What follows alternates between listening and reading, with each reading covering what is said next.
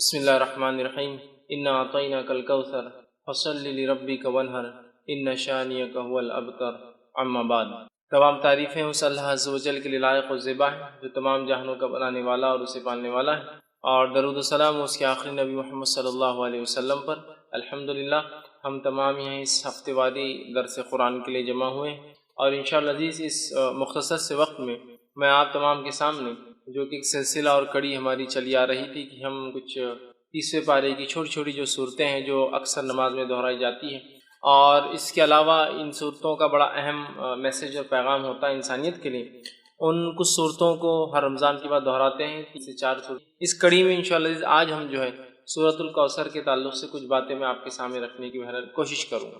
سورۃ الکوثر یہ ان صورتوں میں سے ایک صورت ہے جو کہ قرآن کی سب سے چھوٹی صورتوں میں سے ایک ہے۔ ویسے قرآن کی سب سے چھوٹی صورتیں وہ ہیں جن میں 3 آیتوں پر ہی مشتمل ہے، جس میں سورۃ العصر 3 آیتیں، سورۃ النصر 3 آیتیں، سورۃ الکوثر 3 آیتیں۔ ان تینوں صورتوں میں 3 آیتیں ہیں، لیکن الفاظ کے اعتبار سے، جملوں کے اعتبار سے 3 جملے ہوتے ہیں، 3 آیتیں۔ الفاظ کے اعتبار سے سب سے چھوٹی صورت سورۃ الکوثر ہے، کیونکہ بہت کم الفاظ ہیں اس کے اندر، آیتیں 3 ہی ہیں اس کے اندر۔ سورہ عصر میں بھی 3 ہیں، سورہ نصر میں بھی 3 ہیں، لیکن اس کے اندر الفاظ کے اعتبار سے 3 آیتوں میں سب سے کم الفاظ ہیں۔ تو گویا ایک طرح سے اگر کہا جائے تو قرآن کی سب سے چھوٹی صورت میں آپ کے سامنے آج رکھنے کی کوشش کروں گا کہ اللہ رب العزت میں کیا فرمانا چاہتا ہے، اور اسی بنیاد پر فقہا لکھتے ہیں کہ کم از کم جب ایک انسان نماز پڑھے تو 3 آیتیں پڑھے، کیونکہ اللہ نے سب سے چھوٹی صورت جو ہے وہ 3 آیتوں پر مشتمل کی۔ اسی سے وہ کہتے ہیں کہ 3 آیتیں کم از کم چھوٹی ہو تو پڑھنا چاہیے، ہاں اگر بہت بڑی ہو آیت الکرسی ہے تو ایک بھی کفایت کر جاتی ہے، لیکن اگر چھوٹی پڑھنے تو پھر 3 کم از کم پڑھے۔ وہ انہی صورتوں کی بنیاد پر کہ اللہ نے ایک سورے کے لیے کم از کم جو ہے کوانٹٹی یا جو آیتوں کی نمبرنگ طے کی ہے وہ 3 ہے، یاد رکھیے۔ تو بہرحال ہم قرآن کی سب سے چھوٹی صورتوں میں سے ایک صورت کا جو ہے چونکہ تینوں 3 آیتوں پر مشتمل ہے، اس کی جو ہے تفسیر دیکھنے کی جو ہے کوشش کریں گے، اس لیے کہ اس صورت کے اندر بہت اچھا ایک میسج اور پیغام ہے۔ اس صورت کے تعلق سے جو ہے یہ بات میں علماء نے اختلاف کیا ہے کہ یہ مکی ہے مدنی، کچھ نے کہا نہیں مدینے میں بھی یہ ہو گئی تھی، کچھ نے کہا نہیں یہ مکہ میں ہوئی تھی۔ بہرحال جو بھی اس کا پس منظر رہا ہو، اور اس کے پیچھے کچھ بیک گراؤنڈ بھی علماء بتاتے ہیں کہ کیا اس کے پیچھے پس منظر رہا ہو، انشاءاللہ اس میں ایک بات جو واضح سامنے آتی وہ یہ ہے کہ جب نبی اکرم صلی اللہ علیہ وسلم کے پے در پے ایک کے بعد ایک بچوں کا انتقال ہوا، اور بالخصوص لڑکوں کا انتقال ہوا، جس پر آپ کو ویسے 3 لڑکے تھے، ایک قاسم جس کے نام سے آپ ابو القاسم آپ کی کنیت تھی جو پہلے تھے، ایک ابراہیم تھے اور ایک عبداللہ تھا۔ تو بہرحال آپ کو 4 لڑکیاں اور 3 لڑکے تھے، تو تینوں کا پے در پے انتقال ہو گیا۔ جب تینوں لڑکوں کا انتقال ہوا تو مشرکین خوشی منانے لگے، کیونکہ مشرکین، اور جیسا آج ہمارا بھی حال ہے، ایک مادہ پرست ٹوٹلی میٹریلسٹک سوسائٹی میں ہم لوگ رہتے ہیں، جس میں مادہ اور انسان کیا پزیس کرتا ہے، کیا اس کے پاس ہوتا ہے، اس سے اس کی عزت اور توقیر ہو۔ اور اسی کڑی کے اندر ایک اور چیز جو سماج کا بہت بڑا مسئلہ بھی ہے، اور وہ یہ ہے کہ لڑکوں کا ہونا اور نہیں ہونا۔ جب نبی اکرم صلی اللہ علیہ وسلم کو لڑکے نہیں ہوئے، اس سماج میں جس سماج میں لڑکے فخر کی علامت تھے، لڑکوں کی زیادتی پیدائش کے اعتبار سے سماج کے اندر ایک بہت بڑا رتبہ رکھتی تھی، اس سماج میں جس سماج کے اندر لڑکیوں کو زندہ دفنا دیا جاتا تھا اور لڑکوں کو رکھا جاتا تھا، اس سماج میں نبی اکرم صلی اللہ علیہ وسلم کے پے در پے ایک کے بعد ایک 3 لڑکوں کا انتقال ہونا گویا مشرکین کے لیے ایک طرح سے آپ کے مشن کے انسکسیسفل ناکامیاب ہونے کی ایک دلیل تھی۔ تو مشرکین میں سے کچھ لوگوں نے خوشیاں منائی، آوازیں اٹھائی، اور کہا کہ ابتر عربی زبان میں کہتے ہیں اس انسان کو جس کے پیچھے کوئی نہ ہو۔ عام زبان میں اس کا ترجمہ کیا جاتا ہے دم کٹا، پیچھے کوئی نہ ہو، پیچھے کوئی، جیسا کہ ایک گاڑی چلے گی اس کے پیچھے کچھ ٹریلر سے لگ کر جا رہے ہیں، پیچھے کوئی نہ ہو۔ تو ابتر کا ایک معنی یہ بھی تھا کہ اس کے بعد کوئی نسل نہیں ہے جو اس کا نام باقی رکھ سکے، یہ بھی ایک معنی ہے۔ تو انہوں نے خوشیاں منائی۔ یہ خوشیاں کس نے منائی اس کے تعلق سے بہت سارے مختلف اقوال آتے ہیں کہ ابو لہب تھا جس نے منائی، کس نے کہا نہیں ابو جہل تھا جس نے خوشیاں منائی، بہرحال اور بھی نام آتے ہیں مشرکین یا کفار کے جنہوں نے خوشیاں منائی۔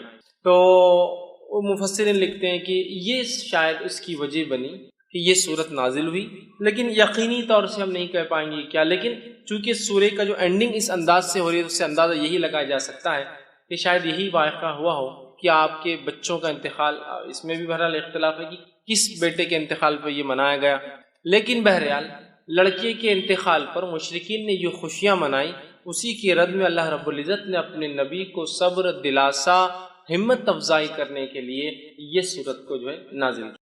سورت کا ترجمہ دیکھیے، میں آپ کے سامنے رکھوں گا، پھر اس کی تفسیر کی طرف ہم جائیں گے۔ انا اعطیناک الکوثر، اے نبی ہم نے بے شک آپ کو خیر کثیر، کوثر، حوض کوثر، بہت زیادہ اچھائی سے نوازا ہے، عطا کیا ہے۔ دوسری آیت میں اللہ نے فرمایا فصل لربک وانحر، تو آپ اپنے رب کی بڑائی بیان کیجئے، نماز قائم کیجئے اور قربانی کیجئے، اور نہر خاص طور سے اونٹ کی قربانی کیجئے۔ ان شانیک هو الابتر، بے شک یقیناً تمہارا دشمنی دم کٹا رہے گا، بے اولاد رہے گا، یا اس کا کوئی دنیا میں نام لینے والا باقی نہیں رہے گا۔ یہ اس آیت کا بہرحال ترجمہ ہے۔ اب آئیے کچھ تفسیر کی طرف اس کی ہم بڑھتے ہیں۔ سورۃ الکوثر یہ قرآن کی 108 نمبر کی سورت ہے۔ اس میں 3 آیتیں ہیں۔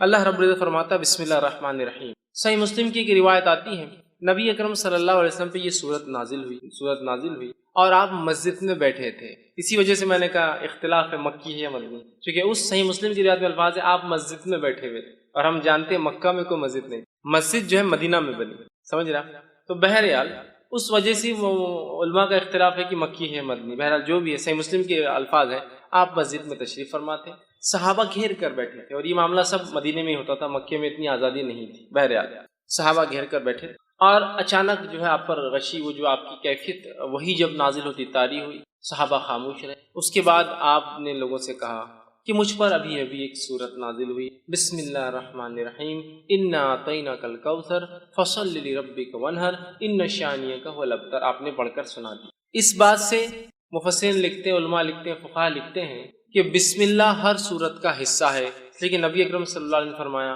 مجھ پر ابھی ایک سورت نازل ہوئی، بسم اللہ الرحمن الرحیم انا اعطیناک الکوثر۔ تو اسی سے محدثین لکھتے ہیں کہ سورت بسم اللہ یہ اس کی آیت ہے۔ اس بات کو بہرحال چونکہ ایک بات آ گئی ہے تو وہ بھی آپ کے سامنے رکھ دیتا ہوں۔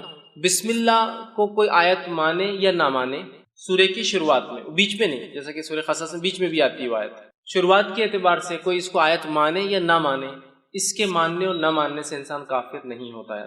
دیگر قرآن کی ایک آیت کا بھی انسان انکار کرے تو وہ کافر ہو جاتا ہے، لیکن بسم اللہ میں چونکہ اختلاف ہے کہ یہ آیت مانی جائیں گی یا نہیں مانی جائیں گی، تو لہٰذا اگر اس معاملے میں کوئی بسم اللہ پڑھتا ہے اور کوئی نہیں پڑھتا ہے تو دونوں پہ کسی پہ لعنت ملامت یا اس کو سست یا اس طرح سے اس کو غلط یا کافر نہیں کہا جائے۔ ہاں، وہ جو قرآن کا حصہ ہے، جیسا کہ سلیمان علیہ السلام نے جو خط لکھا تھا، جس کے بارے میں قرآن نے فرمایا انہ من سلیمان انہ بسم اللہ الرحمن الرحیم، اور سلیمان نے اس رانی کو جس نے اور جس کے قوم نے سورج کی عبادت کو سب کچھ سمجھ لیا تھا، اس کو جب خط لکھا تو لکھا انہ من سلیمان، کہ سلیمان نے جب خط لکھا تو کہا بسم اللہ الرحمن الرحیم، اللہ کے نام سے جو بڑا مہربان نہایت رحم والا۔ اس سے پتہ چلتا ہے کسی بھی خط و کتابت سے پہلے، کسی کو ایڈریس کرنے سے یا خط لکھنے سے پہلے بسم اللہ لکھنا چاہیے بہرحال، اور نبی اکرم صلی اللہ علیہ وسلم بھی لکھا کرتے۔ تو بہرحال تو یہاں رسول اکرم صلی اللہ علیہ وسلم نے کہا کہ مجھ پر ابھی ایک سورت نازل ہوئی بسم اللہ الرحمن الرحیم، ٹھیک ہے، بہرحال وہ کرنا چاہیے۔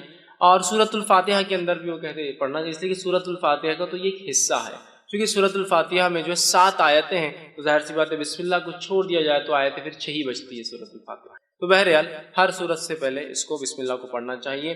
تو سورہ صحیح مسلم کی روایت میں آپ نے بسم اللہ الرحمن الرحیم کہا انا اعطیناک الکوثر، مجھ پہ سورت نازل ہوئی بسم اللہ الرحمن الرحیم انا اعطیناک الکوثر، کہ بے شک ہم نے آپ کو خیر کثیر عطا کیا۔ اسی حدیث سے لوگ کہتے ہیں کہ یہ مدنی ہے، کچھ نے کہا نہیں مکی ہے، یہ آپ کے بچوں کے انتقال پر، کس کے انتقال پر وہ تو وضاحت نہیں، لیکن لوگوں نے، مشرکین نے جو خوشیاں منائی تھی، اللہ نے اس کے جواب میں، بہرحال جوابی کارروائی میں یہ آیت نازل کی تھی۔ آئیے اس کا ترجمہ ہم نے دیکھا، اب کچھ تفسیر کی طرف جاتے ہیں۔ انا اعطیناک الکوثر، کہ بے شک ہم نے نبی صلی اللہ علیہ وسلم آپ کو خیر کثیر عطا کیا، بہت خیر ہم نے آپ کو عطا کیا۔ اب دیکھیے نبی اکرم صلی اللہ علیہ وسلم کی تھوڑی سچویشن، تھوڑا سیناریو، تھوڑی ذہنی کیفیت کی طرف ہم جاتے ہیں۔ اب ذہنی کیفیت بولے تو آپ ہمیشہ یہ مت سمجھیے جو انسان پاگل ہوتا ہے اس کے لیے لفظ استعمال ہوتا ہے۔ ذہنی کیفیت سے مراد ذہنی حالات، آپ جس کشمکش سے گزر رہے ہیں، جن تکلیفوں اور مصیبتوں کا آپ کو دین اسلام کی دعوت کی وجہ سے سامنا کرنا پڑ رہا ہے، ان مصیبتوں پر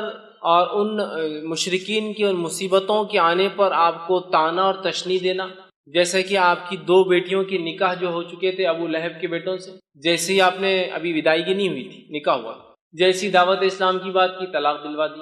نبی اکرم صلی اللہ علیہ وسلم اور دیگر انبیاء علیہ الصلوۃ والسلام یہ انسان تھے، یاد رکھیں۔ فرق یہ تھا کہ ان تک اللہ وحی بھیجتا تھا اور یہ چنے ہوئے لوگ تھے۔ اسی سے لفظ مصطفیٰ آتا ہے، اللہ جس کو چن لیتا ہے۔ اس کے علاوہ دیگر معاملات میں انسانی نفسیات، کیفیتیں اور حالات ہمارے اور انبیاء کے ایک جیسے، ذہنی اذیتیں ان کو بھی پہنچتی ہے، اگر کوئی وہ کرے تو تکلیفیں ان کو بھی آتی ہے، وہ بھی پریشان ہو اٹھتے ہیں، وہ بھی کبھی خیال کرتے ہیں کہ یہ کر لوں، لیکن اللہ اپنی ہدایت سے، اپنی وحی سے کہتا ہے نہیں یہ ٹھیک نہیں، نبی کی شان کے لائق نہیں، فلاں کر لوں، تو وہ انسان ہوتے ہیں، یاد رکھیے، سوائے اس کے کہ ان کو سیدھا وحی سے گائیڈنس کیا جاتا ہے، سیدھا وحی کے ذریعے ان کی ہدایت، ان کی مارگدرشن، ان کی رہنمائی کی جاتی ہے۔ اب اندازہ لگائیے اس مشن کے اندر جہاں بیٹیوں کو طلاق دے دی جا رہی ہے، پڑوسی ابو جہل روز کچرا ڈالتا ہے اس لیے کہ دعوت کی وجہ سے، اسی طرح آپ کا سوشل بائیکاٹ کیا جا رہا ہے، سارا سماج آپ کے خلاف ہے، اس میں آپ کے بیٹوں کا انتقال ہونا، اور ایک ایسے سماج میں جس سماج میں بیٹے ہی سب کچھ ہے، عزت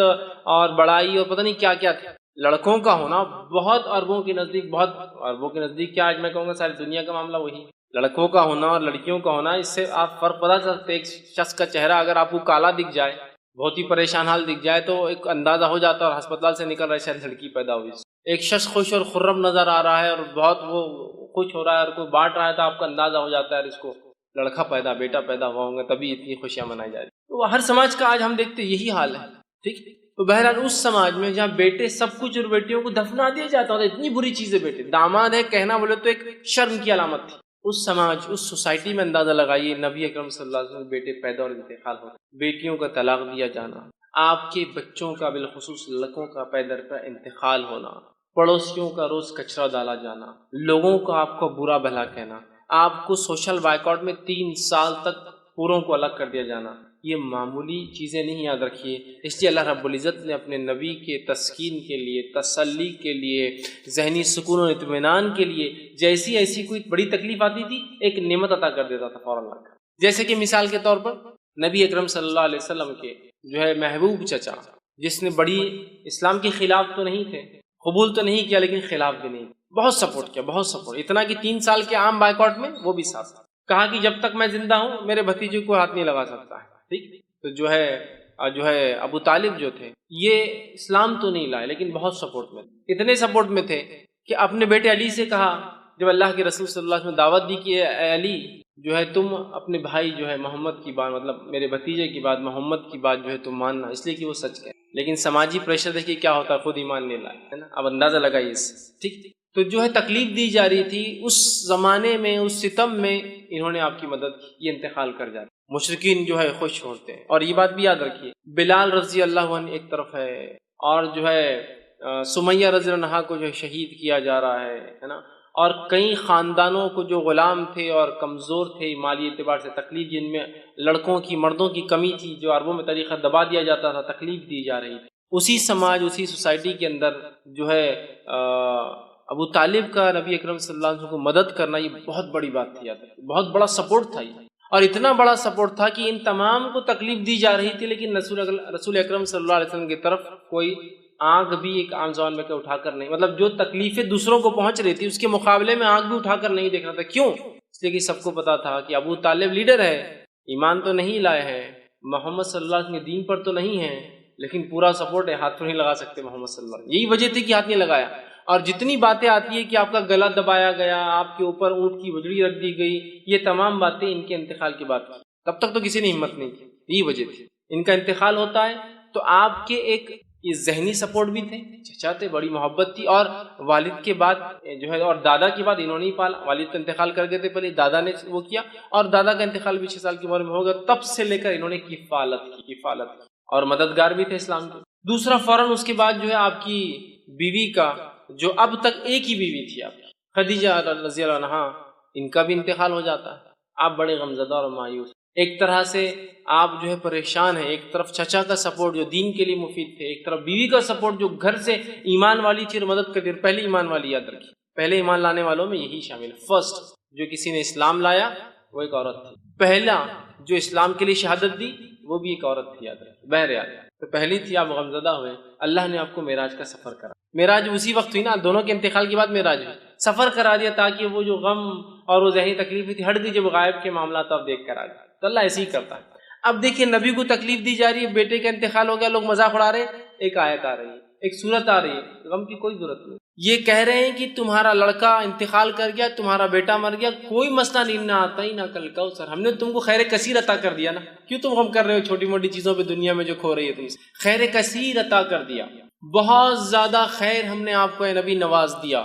یہ کسی بھی شکل میں ہو سکتا ہے، دنیا کی نعمتوں کی شکل میں، اور ہم نے دیکھا نبی اکرم صلی اللہ علیہ وسلم کی زندگی میں آپ لیڈر کہلائے، آپ نے جو ہے ایک ملک کے آپ سربراہ کہلائے، اور جو جس زمین سے آپ کو بے بس اور بے سہارا اور تکلیف دے کر نکالا گیا تھا، اس زمین پر اللہ رب العزت نے آپ کو ایسے واپس غلبے کے ساتھ لایا کہ جو مشرکین اور جو آپ کے دشمن تھے وہ گھٹنے کو بل آ چکے تھے، جن کے پاس منہ کھولنے کے لیے کوئی چارہ نہیں تھا. مطلب اللہ نے ایسا نوازا کہ انسان جس کو 13 سال تکلیف دے کے اپنے شہر سے نکالا گیا، جب وہ واپس اپنے شہر میں آتا ہے تو ایک فاتو کی حیثیت سے، اور آج سب خطر اس کے جو ہے گھٹنوں پر آ جاتے ہیں. دیکھیے 10 سال کے اندر اللہ وہ دیتا ہے، یہ بھی خیر کثیر. اسی طرح جو ہے دنیا کی نعمتوں کے اعتبار سے جس شخص کو یا جس دین کے لیے قدم رکھنا ممکن نہیں تھا مکہ شہر میں، آج اس دین کی ایک اپنی سلطنت، ایک حکومت اللہ نے آپ کی زندگی میں بنا دی، یہ خیر کثیر ہے. اسی طرح دیگر بہت ساری نعمتیں جو نبی اکرم صلی اللہ علیہ وسلم کو جسمانی اعتبار سے، صحت کے اعتبار سے، بیویوں کے اعتبار سے،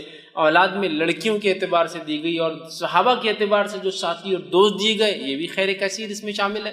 تو کہا اِنَّا أَعْطَيْنَاكَ الْكَوْثَرَ، آپ ایک اپنے بیٹے کے انتقال پہ جو لوگ خوشیاں منا رہے ہیں، آپ غمزدہ کیوں ہوتے ہیں نبی؟ ہم نے تو آپ کو خیر کثیر عطا کر، بہت کثرت سے خیر عطا کیا. اس کا ایک معنی یہ بھی آتا ہے جو مفسرین لیتے ہیں، ہم نے آپ کو حوض کوثر عطا کیا. حوض کوثر کیا ہے؟ حوض کوثر جنت کی ایک نہر ہے. وہ نہر کے اطراف کے بہت سارے حالات، وہ کیسی دکھتی ہے، کیا ہوتی ہے، بہت ساری تفصیلات ہوتی ہے. ایک روایت میں آتا ہے اس کے اطراف پرندے بھی ہیں.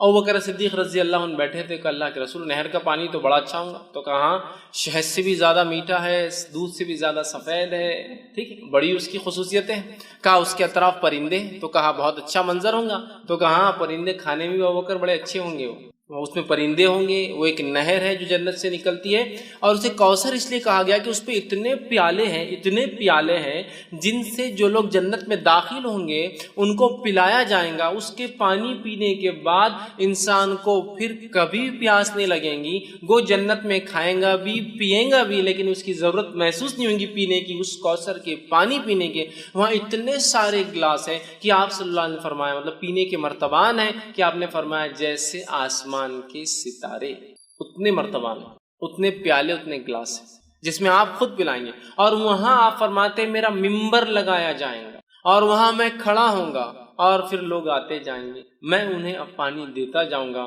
جو اس کا پانی ایک بار پی لیں گا وہ کبھی پھر زندگی میں پیاس محسوس نہیں کریں گے. جنت میں لوگ پئیں گے لیکن ضرورت نہیں رہیں گی، محسوس نہیں ہوں گی لیکن پئیں گے، یہ ایک الگ چیز. مطلب آپ کو کوئی چیز کی ضرورت نہیں لیکن پھر بھی آپ رکھتے ہیں اس کو، ایک الگ چیز. تو یہ کوثر ہے. تو کہا ہم نے آپ کو حوض کوثر عطا، جس کا پانی پی کر لوگ پیاس محسوس نہیں کریں گے، جس پہ اس کثرت سے لوگ پانی پئیں گے، جس کی وجہ سے کوثر اسے، اس کثرت سے پیالے ہیں، اور ہر ایک انسان کو ایک پیالہ. اور آسمان کے ستارے کتنے ہیں؟ میں سمجھتا ہوں یہ ممکن نہیں ہمارے لیے. ٹریلینس آف سٹار صرف ایک ایک چھوٹی چھوٹی گیلیکسیز میں ہوتا ہے، ٹریلینس. تو اتنے اس کے پیالے، اسی وجہ سے کوثر کہا. تو ہم نے آپ کو حوض کوثر عطا کیا. حوض کوثر کا جو واقعہ ایک صحیح مسلم میں آتا ہے، آپ نے فرماتے ہیں میرا ممبر لایا جائے گا، میں کھڑا ہوں گا، لوگ آ رہے ہوں گے، میں پانی پلا رہا ہوں گا، اور کچھ لوگ آ رہے ہوں گے تو انہیں دھکے دے کر پیچھے کیا جائے گا. میں کہوں گا فرشتوں یہ میری امت کے لوگ ہیں، انہیں آنے دو، انہیں آنے دو. فرشتے کہیں گے اللہ کے رسول صلی اللہ علیہ وسلم آپ کو نہیں پتہ آپ کے جانے کے بعد انہوں نے کیا کیا. آپ سب کہیں گے کیا کیا؟ وہ کہیں گے انہوں نے آپ کے جانے کے بعد آپ کے دین میں بدعتیں ایجاد کی. بدعت مطلب نئے نئے کام کیے، نئے نئے اعمال کیے جو آپ نے نہیں بتائے تھے. آپ سب کہیں گے سحقاً، دور لے جاؤ، میں نظر دور لے جاؤ، اس لیے کہ میرے جانے کے بعد یہ کیا دین کے ساتھ انہوں نے. تو بدعتی لوگ اس حوض کوثر پہ سے پانی نہیں پی. اس سے ایک مسئلہ یہ بھی نکلتا ہے نبی اکرم صلی اللہ علیہ وسلم کو امت کے اعمال کا پتہ نہیں ہے، اسی لیے آپ کو کہا جائے گا آپ کو پتہ نہیں کیا کیا گیا. لیکن یہاں لوگ ایک چیز لاتے نہیں، نبی اکرم صلی اللہ علیہ وسلم کو یہ تو پتہ ہوگا کہ میری امتی ہے نا. تو یاد رکھیے یہ تو آپ کو بتایا جائے گا، اور ہر امت پہچانی جائیں گی. کچھ روایتوں میں آتا ہر کسی کے پیچھے جھنڈے ہوں گے، فلیگز ہوں گے جس سے پہچانے جائیں گے کون ہے. یہ تو کوئی ناممکن بات نہیں کہ اللہ کے رسول پہچان لیں گے. تمام انبیاء پہچان لیں گے اپنی امت کو. ہر امت ایک جھنڈے تلے ہوں گی، فلیگز ہوں گے ان کے، وہ کیسے واللہ عالم، پہچانے جائیں گے. سمجھ رہا؟ یہ تو آپ کو بتایا جائے گا لیکن آپ کو پتہ نہیں ہوگا امت نے کیا کیا، اس لیے کہ آپ عالم الغیب نہیں۔ تو یہاں پتہ چلا اس خیر کثیر کو اگر حاصل کرنا ہے ایک امتی کو، تو اسے چاہیے کہ نبی اکرم صلی اللہ علیہ وسلم کے دین میں بدعت ایجاد نہ کرے، ورنہ حوض کوثر پہ سے اس کو پیچھے کر دیا جائے گا، عام الفاظ میں کہوں تو ہکال دیا جائے اور اسے پانی نصیب نہیں ہوگا۔ تو جو جام کوثر پینا چاہتا ہے اپنے نبی کے ہاتھ سے، تو اسے چاہیے کہ اپنے نبی کے طریقے پہ ساری زندگی اور اس میں کوئی چیز نہ کمی کرے نہ کسی چیز کا اضافہ کرے، ورنہ اس حوض کوثر پہ سے اسے نکال دیا۔ تو کہا اِنَّا أَعْطَيْنَا الْكَوْثَرَ، اے نبی ہم نے آپ کو خیر کثیر حوض کوثر عطا کیا۔ اور دونوں باتیں درست ہیں، اس لیے کہ حوض کوثر خود ایک خیر کثیر کا حصہ بھی ہو سکتی ہے، بہت زیادہ خیر کا حصہ۔ دنیا میں مختلف چیزوں کے اعتبار سے خیر ہم نے آپ کو عطا فرمایا، اور آخرت میں دیکھیے صحابہ خود ایک جو ہے نبی اکرم صلی اللہ علیہ وسلم کو ایک خیر کثیر جو عطا کیا تھا، اس کی ایک علامت ہو سکتے ہیں کہ عیسیٰ علیہ السلام کے حوارین کی تعداد 11 یا 12 آتی ہے۔ آپ سے خود فرماتے ہیں کچھ انبیاء ایسے ہیں جو روز قیامت جو اکیلے آ جائیں گے، ایک بھی فالوور، ایک بھی ماننے والا نہیں، کچھ کے پیچھے 2 ہوں گے، 1 ہوں گے، کچھ کے پیچھے 2 ہوں گے، کچھ کے پاس 80 ہوں گے، بس اتنے ہوں گے۔ اور میں دیکھوں گا بنی اسرائیل بہت تعداد ہے موسیٰ علیہ السلام کی امت، اور میں امید کرتا ہوں کہ میری قوم اس سے زیادہ ہوں۔ اور پھر آگے آپ نے فرمایا کہ تم جو ہے اولادیں پیدا کرو، اس لیے کہ میں اس روز جو ہے تمہاری تعداد پر فخر کروں۔ سمجھ رہے ہیں بات؟ تو آپ دیکھیے، تو یہاں انبیاءوں کی حالات دیکھیے کہ ایک بھی نہیں ہے، 1 ہے، 2 ہے، 30 40 50 100 80 ہے نا۔ بنی اسرائیل سیکنڈ ٹو امت محمدیہ ہونے والی، نیکسٹ ہوں گی، اس لیے آپ نے کہا امید ہے میری امت جو ہے سب سے زیادہ ہوں گی، بنی اسرائیل کو بھی پیچھے چھوڑ دیں گے میرے امت، اتنے تعداد کے اعتبار سے زیادہ ہوں۔ تو دیکھیے صحابہ کی تعداد دیکھیے، کچھ انبیاؤں کو تو ایک بھی نہیں ملا ہے صحابی۔ اللہ کے رسول صلی اللہ علیہ وسلم کو ایسے صحابہ ساتھی کو کہتے ہیں، یاد رکھیے اصحاب جو ہے ساتھی کو کہتے ہیں عربی زبان میں، ٹھیک؟ تلامید اسٹوڈنٹ نہیں تھے، یہ ساتھی، اور ساتھی جنرلی کیلیبر کا ہوتا ہے بہت، اسی لیے اس کو اصحاب کہا جاتا ہے۔ ٹیچر اور اسٹوڈنٹ کو کبھی بھی ساتھی نہیں کہیں گے آپ، 2 اسٹوڈنٹس کو ساتھی کہا جاتا ہے۔ یہاں دیکھیے اصحاب کہا گیا اس لیے کہ اللہ نے ان کو تیار کیا گیا، اللہ نے تیار کیا تھا، اور اللہ نے خود قرآن میں بیان کیا کہ صحابہ کی مثال توریت اور انجیل میں بھی اللہ نے دی تھی۔ تو گویا صحابہ بھی چوزن پیپل تھے، سلیکٹڈ پیپل تھے، چنے ہوئے لوگ تھے۔ بہرحال تو یہ بھی خیر کثیر، تو بہت ساری باتیں، لیکن خیر کثیر سے مراد کچھ بھی خیر جو اللہ نے دیا، اور حوض کوثر بھی ہو سکتا ہے، چونکہ حوض کوثر بھی خیر کثیر کی ایک ایگزامپل یا مثال یہ یاد رکھیں۔ چلیے ہم آگے بڑھتے ہیں۔ اللہ نے فرمایا اِنَّا أَعْطَيْنَاكَ الْكَوْثَرَ، اے نبی ہم نے آپ کو خیر کثیر عطا کیا، کوثر عطا کیا، حوض کوثر عطا کیا۔ فَصَلِّ لِرَبِّكَ وَانْحَرْ، تو آپ کیا کیجئے؟ نماز قائم کیجئے۔ آپ کیا کیجئے؟ تو جو رب کے لیے جو ہے نماز پڑھیے، بڑائی بیان کیجئے، نماز قائم کیجئے۔ وَانْحَرْ، اور کیا کیجئے اس کے ساتھ؟ قربانی کی۔ نہر کہتے ہیں اونٹ کی قربانی۔ تو آپ جو ہے نماز قائم کریں اور قربانی اے نبی جو ہے اللہ کے لیے دیتے رہے۔ گویا اس سے ایک بات پتہ چل رہی وہ یہ ہے کہ ایک آیت میں تو کہا ہم نے آپ کو خیر کثیر عطا کیا، خیر کثیر عطا کرنے کے بعد دوسری آیت کیا بول رہی کہ آپ نماز پڑھیے اور قربانی دیجیے۔ اس سے ایک بات پتہ چلتی ہے کہ نماز قائم کرنا اور قربانی دینا یہ ایک طرح سے شکرانہ ہوتا ہے جو اللہ مختلف نعمتیں ہمیں عطا کرتا ہے۔ اس لیے کہ دیکھیے یہاں بالکل واضح طور سے کہا گیا کہ آپ نماز قائم کیجیے اور کیا کیجیے؟ ساتھ جو ہے قربانی دیجیے۔ مطلب نماز قائم، پہلے تو کہا خیر کثیر دیا، فوراً کہا نماز قائم کیجیے اور قربانی، مطلب گویا نماز اور قربانی ایک طرح سے شکرانہ ہوتا ہے کسی عمل کے بدلے یا کسی چیز کے بدلے جو اللہ ہمیں جو ہے عطا کرتا ہے۔ یاد رکھیں، تو اللہ جو چیز عطا کرتا ہے یہ ایک طرح سے اس کا بدلہ ہو سکتا ہے۔ تو یہ بات کو ہم بھی ذہن میں رکھیں، اللہ نے کسی بھی قسم کا ہمیں خیر دیا تو نماز ایک بڑی بہترین چیز ہے اس خیر کے لیے شکرانہ ادا کریں کہ اللہ تیرا شکر ہے کہ تو نے یہ فلاں فلاں چیز ہمیں عطا، ٹھیک ہے۔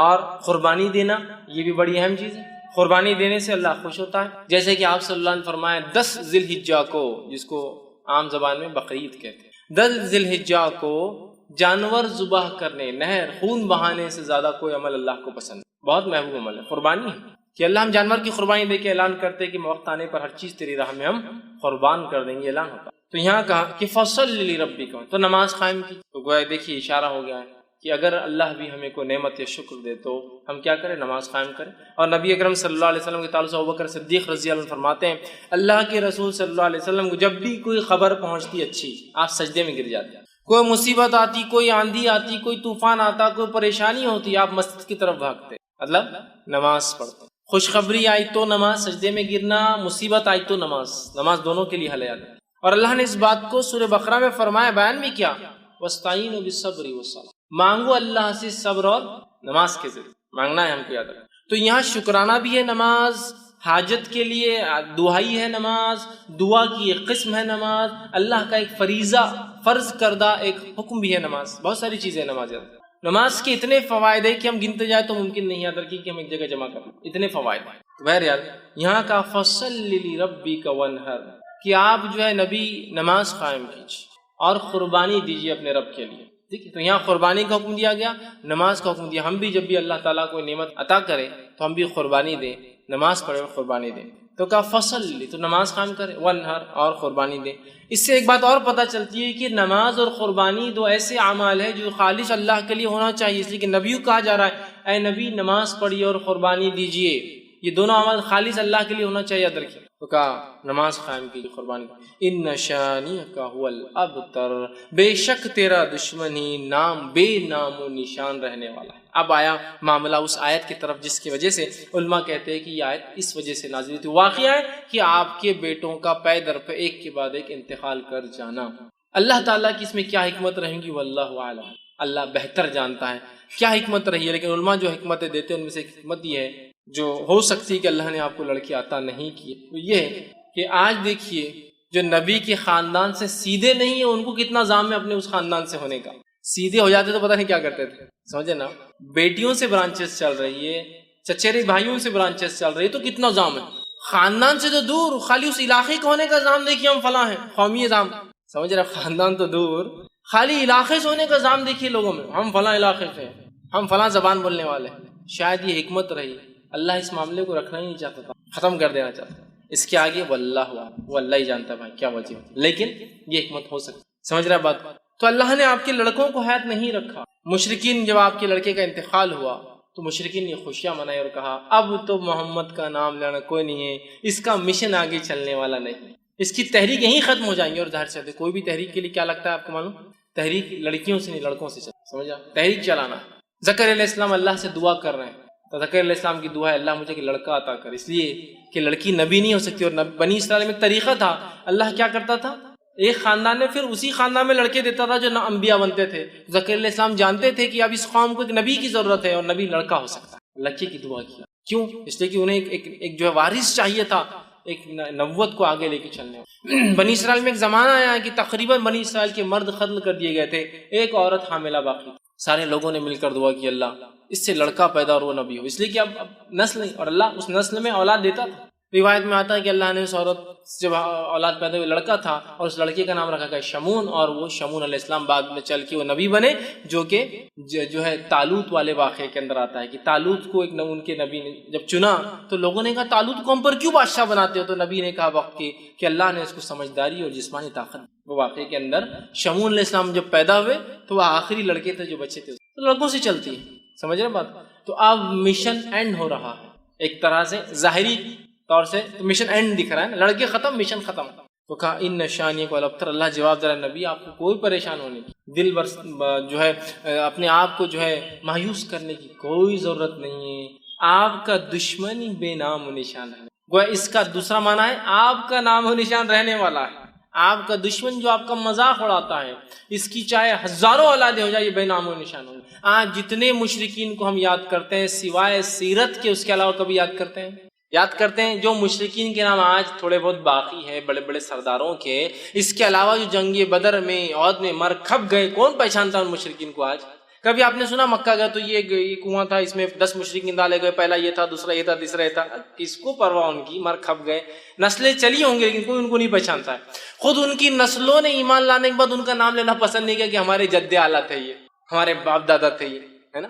جب ابو جہل کے گھر والے ایمان لائے تو کچھ صحابہ بعد میں آنے والے لوگ ان کو کہتے تھے کہ ارے تو ابو جہل کی اولاد، تو گئے اللہ کے رسول کے پاس، کہا اللہ کے رسول یہ بار بار ہم کو تانا دیتے ہیں لوگ ابو جہل، تو آپ نے کہا کہ اپنے مردوں کو برا نہ کہو، اس لیے کہ ان کو برا کہنے سے ہمارے زندوں کو تکلیف ہوتی ہے۔ تو یہ ایک مشرک مردے کے بارے میں بات ہے، لہٰذا سے ایک پتہ چلتا ہے کہ ہم مومن مردے کے بارے میں بری بات نہیں کرنا چاہیے۔ مشرک تھا نا، تو کہا اپنے مردوں کے بارے میں ابو جہل کو برا مت بولو، اس لیے کہ اس سے کیا ہوتا ہے اس کے گھر والوں کو۔ ایک روایت میں آتا ہے کہ عبداللہ آئے ایک مرتبہ، جو کہ عبداللہ بن عبداللہ ان کا نام تھا بن ابے، جو کہ منافقین کا سردار تھا، عبداللہ بن ابے، ان کے بیٹے کا نام بھی عبداللہ تھا۔ تو عبداللہ بن عبداللہ اور کہ اللہ کے رسول صلی اللہ علیہ وسلم لوگ میرے باپ کے بارے میں تانا مارتے ہیں، کہ رئیس المنافق تھا، منافق تھا، کہ تو نام تو اللہ نے نبی کو بتایا تھا، لیکن صفتیں اللہ نے قرآن میں اتنی کھول کھول کے بیان کی مشرکین کی اور اللہ کے رسول نے منافقین کی کہ پتہ چلنا بہت آسان تھا، صحابہ کو معلوم تھا۔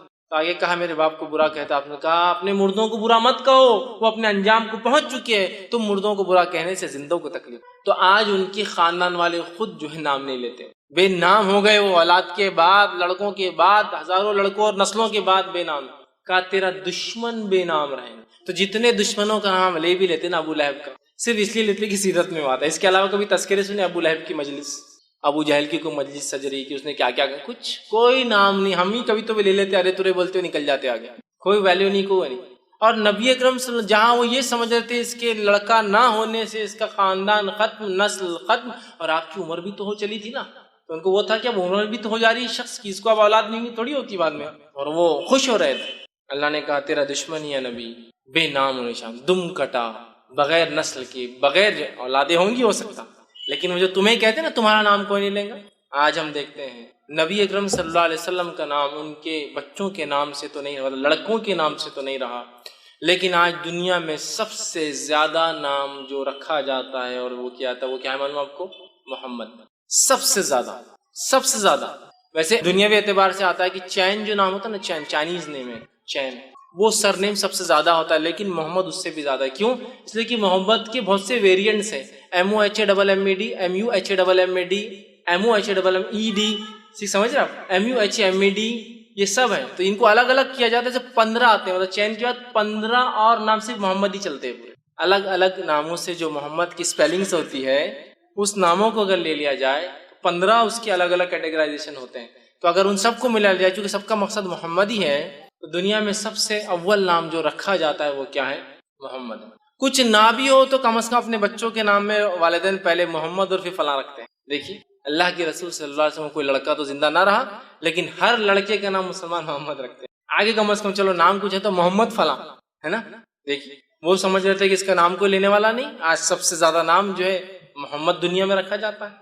وہ سمجھ رہے تھے کہ اولاد کے خاتمے سے نسل ختم ہو جائیں گے، مشن ختم ہو جائیں گا۔ اللہ نے ہزاروں لاکھوں صحابہ کھڑے کر دی جنہوں نے مشن کو لے کے چلے، آپ کا نام لے کے چلے۔ ساری دنیا کے اندر درس و تدریس شروع ہے، یہاں ایک درس ابھی ختم ہو رہا ہے تو وہاں کہیں چالو ہو رہا ہے، وہاں ختم ہو رہا ہے تو وہاں چالو ہو رہا ہے، وہاں ختم ہو رہا ہے تو وہاں چالو ہو رہا ہے، کہیں ختم ہوا تو ہم نے چالو کیا، یہاں سے وہ ہو رہا ہے۔ ساری دنیا میں سیرت بیان کی جا رہی ہے، قرآن کی تفسیر ہو رہی ہے، اللہ کے رسول صلی اللہ علیہ وسلم کا نام اس میں پھر آ رہا ہے، دشمن کا نام تو غائب ہے۔ اسی طرح کوئی درس و تدریس نہ بھی ہو تو اذانوں کا سلسلہ ساری دنیا میں کنٹینیوس چل رہا ہے، چین میں چل رہا ہے۔ سب سے پہلے صبح جاپان میں ہوتی ہے، جاپان میں فجر کی اذانیں شروع ہوگی صبح سے پہلے۔ جاپان سے معاملہ ہوا ملیشیا، انڈونیشیا، معاملہ چل رہا ہے برما، ویتنام، کمبوڈیا، بنگلہ دیش، ہندوستان، پاکستان، افغانستان، ایران، عراق، سیریا، پھر اس کے بعد آپ چلتے جائیے پورے یورپین کنٹریز، اس کے بعد UK، US۔ ابھی US میں ختم ہوا فجر کا معاملہ تو ادھر عشاء کا معاملہ پھر جاپان میں چالو ہوگا، معاملہ دن پلٹ گیا، پھر ہی چالو ہوگی۔ تو ایک گھڑی ایسی نہیں ہے جب محمد صلی اللہ علیہ وسلم کا نام لیا نہیں جا رہا ہے، اذانوں میں لیا جا رہا ہے، درس و تدریس میں لیا جا رہا ہے، کتابوں کی شکل میں پڑھ کے لوگ نام لے رہے ہیں، لوگوں کو ابھارا جا رہا ہے، مثالیں دی جا رہی ہے، مسلم لے رہا ہے، غیر مسلم لے رہا ہے، اچھائی سے لے رہا ہے، برائی سے لے رہا ہے، نام لیکن چل رہا ہے۔ دشمن کو تو کوئی پوچھنے والا اور پہچاننے والا بھی نہیں سوائے ہم کے ہمارے کہ کبھی کبھار سیرت میں ہم بول دیتے ہیں فلاں کٹر منافق تھا، کٹر مشرک تھا، تو گویا انہوں نے سمجھا اولاد کا لڑکوں کو ہونا نسلوں کو باقی رکھنے کی بجائے اللہ نے بغیر لڑکے کی بھی نبی کا نام قیامت تک باقی۔ ان نشانیہ کا ولبتر، تیرا دشمن بے نام و نشان ہے، اور ہو گیا دشمن بے نام و نشان۔ نبی کا نام لینے والے تو کروڑوں لوگ ہیں، بلینز میں لوگ ہیں جو نام، کچھ نہیں تو اپنے بچوں کی نام کی شکل میں نام لے رہے ہیں، درس و تدریس ہے اور اذانیں دی جا رہی جس میں وہ نام آ رہا ہے، تو یہ بے نام۔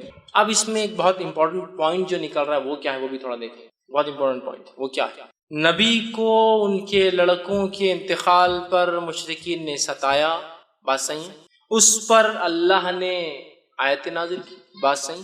گویا نبی خود اپنے لیے ایک لڑکا پیدا نہیں کر سکتے تھے، بہت امپورٹنٹ پوائنٹ ہے، یعنی اب اس کی یہاں کیا ضرورت ہے، بہت ضرورت ہے اس کی۔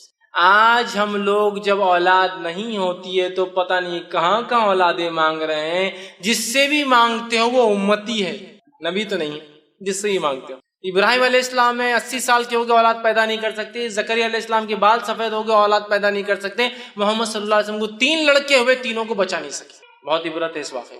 تو جب نبی اپنے لیے لڑکے پیدا، اور ظاہر سی بات ہے آپ سب نے بعد میں بھی کہا ہوا، آپ کو تیسرے کے بعد چوتھا کوئی لڑکا تو ہوا نہیں، تو نبی اپنے لیے کوئی لڑکا پیدا نہیں کر سکے، پیدا کرنا تو بہت دور کی بات ہے۔ جب نبی اکرم صلی اللہ علیہ وسلم کے بیٹے کا انتقال ہو رہا تھا، آپ مسجد نبوی میں تھے، روایت میں آتا ہے کہ لے کر آئے، اور آپ کے بیٹے عبداللہ ہچکیاں لے رہے، مطلب موت کی قریب ہے، اور روایت میں کہ آپ کبھی عبداللہ کو دیکھتے اور کبھی آسمان کی طرف دیکھتے، گو ایک طرح سے گزارش ہے، التجا، اللہ یہ میرا لڑکا ہے، لوگ مجھے ویسے ہی 2 لڑکوں سے بہت تانے دیتے آ رہے ہیں، اب یہ میرا، اور امید بھی نہیں آگے مجھے اولاد ہوں گی، چونکہ آپ کو بیویاں تو بہت تھی لیکن اولادیں کہاں ہوئی آپ کو دوسرے بیویوں سے؟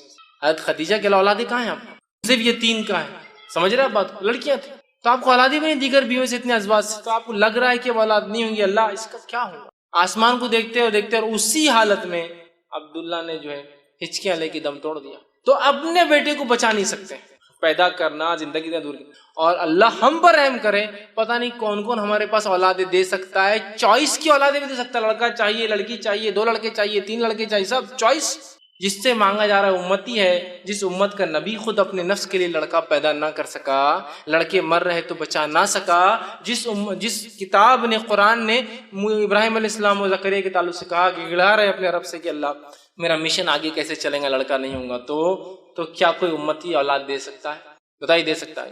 کوئی امتی اولاد نہیں دے سکتا، کوئی امتی نہیں دے سکتا۔ تو ایک بڑا سبق تھا کہ تیرا دشمن بے نام رہے گا، لیکن ابھی آپ کو لڑکا نہیں، ٹھیک ہے، اس وجہ سے آپ کا نام فلاں بن محمد نہیں باقی رہے گا، لیکن تیرا دشمن بے نام، ہم آپ کا نام قیامت تک باقی رکھنے والے، کس شکل میں وہ ایک الگ معاملہ ہے، لیکن آپ کا نام باقی رہے۔ اس سے پتہ چلا نبی اپنے نفس کے لیے لڑکے پیدا نہیں کر سکتے۔ قرآن میں اللہ نے اس کی وضاحت کی، اللہ جسے چاہتا ہے لڑکے دیتا ہے، جسے چاہتا ہے لڑکیاں دیتا ہے، جسے چاہتا ہے دونوں دیتا ہے، اور جسے چاہتا ہے کچھ بھی نہیں دیتا، چوائس، اس کی مرضی، اس کی مرضی، سمجھ رہے آپ بات؟ تو یہ بڑا میسج تھا اس میں، تیرا دشمن بے نام رہیں گا، آپ کو اولاد نہیں، لڑکا نہیں ہے، نبی یہ خوش ہو رہے ہیں، آپ گھبرائیں مت، آپ کا نام باقی رکھیں گے، گویا نبی اپنے نفس کے لیے لڑکا پیدا نہیں کر سکتے، تو رہا امتی لڑکے اور بچے دے رہے ہیں، کتنے بد لوگوں نے پتہ نہیں آستانے اور در بنا دیے، جہاں جا کر فلاں عمل کر لیے تو لڑکے بھی پیدا ہوتے، چوائس کے نہیں بھائی ہم کو تو 4 لڑکے لڑکی چاہیے تو چوائس سے لڑکی بھی لے لیجیے آپ، سبحان اللہ، تھوڑی تو عقل لڑاؤ، قرآن سے دوری کا یہ نتیجہ ہے، انبیاء اپنے لیے نہیں پیدا کر سکتے جو چیز، کون ہے جو امت میں سے وہ چیز دے سکے جو اللہ کے سب سے چہیتے اپنے نفس کے لیے پیدا نہیں کرتے، وہ انبیاء ہے نا۔ تو اسٹرانگ میسج ہے اس کا۔ تو اس صورت کے اندر اللہ رب العزت نے اپنے نبی کو دلاسا دیا اور کہا آپ کا دشمن بے نام اور نشان رہے گا، آپ کا نام قیامت تک باقی رہے گا۔ آئیے اس صورت کی پھر ایک بار مختصر ترجمہ رکھ کے ہم بات کی خاتمے کی طرف چلیں۔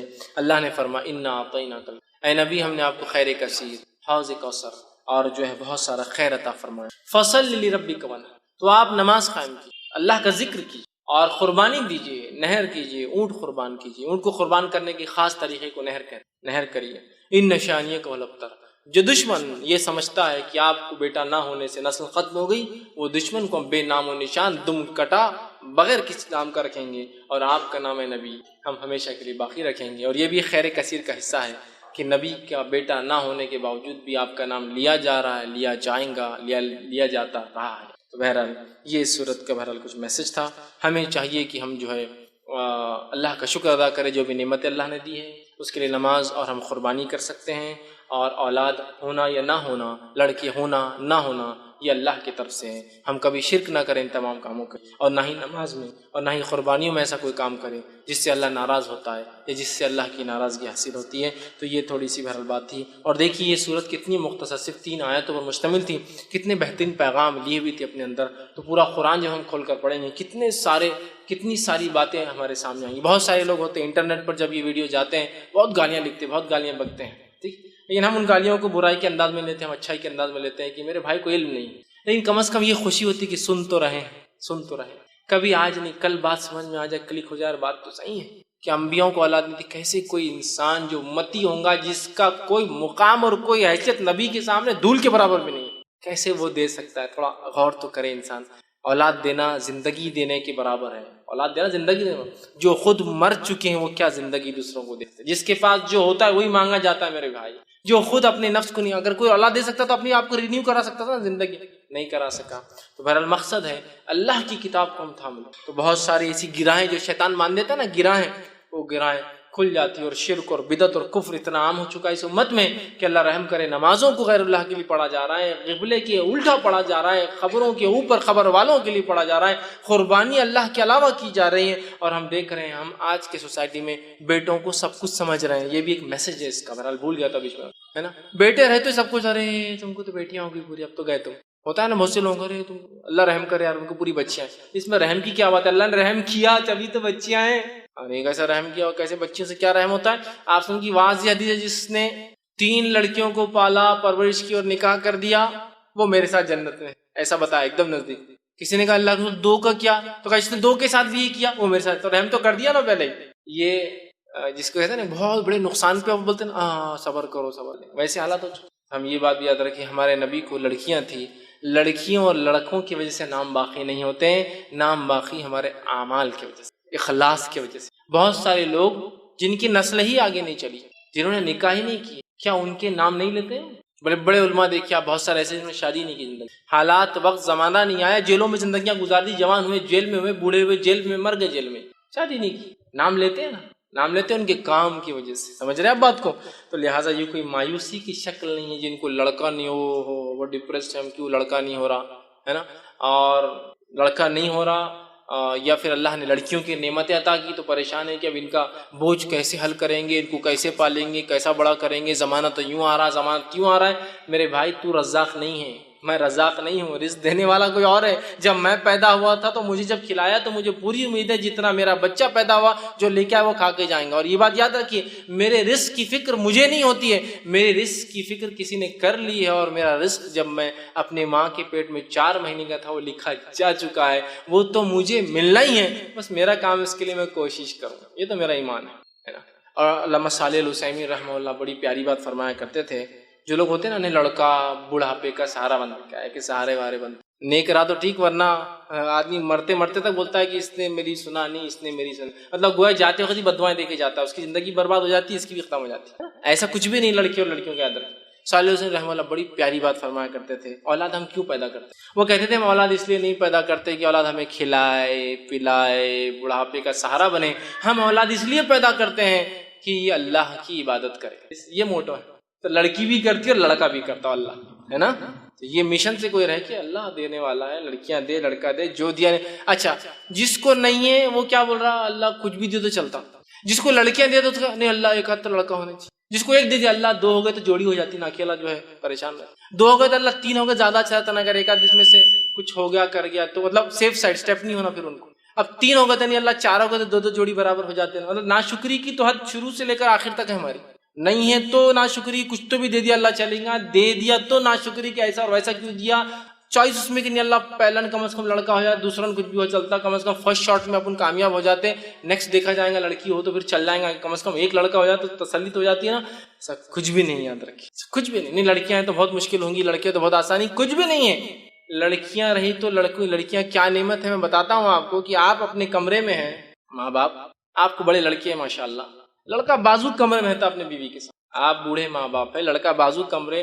آپ یہاں کھانس رہے، آپ کو بخار ہے، آپ کو زکام ہے، آپ کے پڑوس میں بیٹے کو نہیں پتا ہے، لیکن ایک امریکہ میں لڑکی بہاری آپ نے، اس کو پتا ہے کہ ماں باپ رات میں کھانس رہے ہے نا، اس کا فون آتا صبح، کیا ہوا امی، آپ نے کہتے تیرے بہت کھانسی ہے، اس کو نہیں پتا، اس کو پتا، لڑکیاں اتنی فکر مند ہوتی، سمجھ رہے ہیں آپ بات کو، وہاں سے فکر ہے اس کو کہ ماں باپ کا یہاں انڈیا میں کیا چل رہا ہے، وہاں سے فون چل رہا ہے، پڑوس میں بیٹا اس کو نہیں پتا کیا ہو رہا ہے نا، ایسا نہیں ہے، اولاد جو بھی اللہ نے دی ہو، لڑکی ہو لڑکیاں ہو، فکر مت کیجیے اس معاملے میں، اچھی تربیت کیجیے، اپنے مشن کو حاصل کر لیجیے کہ یہ ہے کہ ہمارے بچے اللہ کی عبادت کرنے والے بن جائیں، باقی کوئی مسئلہ نہیں، آپ سکسیسفل ہیں، ٹھیک ہے، آپ کی نسل یہاں ختم ہوگی، کوئی مسئلہ نہیں، اللہ نے آپ کے لیے پسند کیا تھا، معاملہ ختم، ڈسپیوٹ ختم ہو گیا ہے، اللہ کی ایسی کچھ نعمت ہے جن پہ ہمارا کوئی اختیار نہیں چلتا ہے، تو کیوں اس پہ ڈسپیوٹ کر کے اور جھگڑا کر کے فائدہ ہے نا؟ نہیں، اس کا یہ آپشن ہو سکتا ہے، کوئی آپشن نہیں ہو سکتا اس کا، یہ اللہ کی مرضی، جو دینا چاہیں گا جس کو اور جتنا دینا چاہیں گا دیں گا، نہیں دیں گا اس کی مرضی ہے۔ آپ دیکھیے بہت سے بڑے شاہان بادشاہ، کیا پیسے کی کمی ہے ان کو، کیا پیسے کی کمی ہے بتائیے مجھے، وہ 50 سال بعد ایک آدھ بچہ ہوگا، بس ایک ہی اولاد ہوئی ان کو، سب کچھ ہے، بیویوں کی لاتعداد، ان کی نان مسلم کی بات کر رہا ہوں، کوئی حد بھی نہیں ہوتی شادی میں، اولاد، جاپان کا جو کنگ ہے اس کو اولاد ہی نہیں پریشان، کتنی شادیاں کر لی اب تک، ایک اولاد ہوئی تو پورا جاپان خوش ہو رہا تھا، 50 سال کا ہو گیا تو اولاد ہوئی، کوئی تو وائرس ملا، سمجھ تو پیسہ ہے، دیکھیے اب ہم سوچ رہے ہیں رزق کی کمی نہ ہو جائے گا، دیکھیے مال دولت ہے، یہ اللہ کی نعمت ہے، اللہ جس کو دینا چاہتا دیتا ہے، نہ دینا چاہے نہیں دیتا ہے۔ نبی اکرم صلی اللہ علیہ وسلم خود اللہ نے لڑکے نہیں دیے، تو لڑکے ہونا نہیں ہونا یہ نعمت مطلب اچھائی برائی دونوں چیز کی ہوتی ہے، لیکن کوئی بھی انسان لڑکیوں کی پیدائش پہ غم نہ منائے، برا نہ سمجھے، اس لیے کہ خود نبی اکرم صلی اللہ علیہ وسلم کو اللہ نے لڑکے نہیں دیے۔ اگر لڑکے کا ہونا ہی خیر کی اور اچھائی کی علامت ہو تو اللہ اپنے نبی کو کبھی بھی اس خیر سے محروم نہیں سمجھے۔ بہرحال خیر یہ چند باتیں تھی جو اس سورت کا میسج تھا، ہمیں چاہیے کہ ان چیزوں کو لے قرآن کا مطالعہ کرے تاکہ بہت ساری باتیں کھلتی ہے۔ شیطان جو گرہ باندھ دیتا ہے، دور کرتا ہے ہدایت سے، وہ بھی ہم راستے پر آتے ہیں اور صحیح چیز کو ہم سمجھ پاتے ہیں۔ اللہ رب العزت سے آخر میں دعا ہے کہ اللہ سبحانہ تعالیٰ جو کچھ کہا سنا گیا اس کے عمل کی توفیق عطا فرمائے۔ ہم تمام کو یا اللہ جو ہے ہمیں بھی جو ہے خیر کثیر عطا فرما، ہم تمام کو جو ہے نمازی بنا، اور ہم تمام کو جو ہے صرف خالص تیرے لیے نماز اور قربانی کرنے والا بنا، اور ہم تمام کو جو ہے ایسے کام کرنے کی توفیق عطا فرما جس کام کی بنیاد پر ہمارے جانے کے بعد بھی ہمارے ثواب کا جو ہے معاملہ جو ہے چلتا رہے، جب تک ہمیں زندہ رکھ، اسلام اور ایمان پر زندہ رکھ، خاتمہ ہمارا ایمان پر ہو۔ وآخر دعوانا الحمد للہ رب العالمین۔ سبحان ربک رب العزت عما یصفون وسلام علی المرسلین والحمد للہ رب العالمین۔ بسم اللہ الرحمن الرحیم، الحمد للہ رب العالمین، والصلاة والسلام علی خاتم النبیین والمرسلین، رب اشرح لی صدری ویسر لی امری واحلل عقدۃ من لسانی یفقہوا قولی۔ میں قربانی کون سے موقع پہ کرنا چاہیے اور کون سے جانوروں کی کرنا چاہیے، اس کی وضاحت کریں۔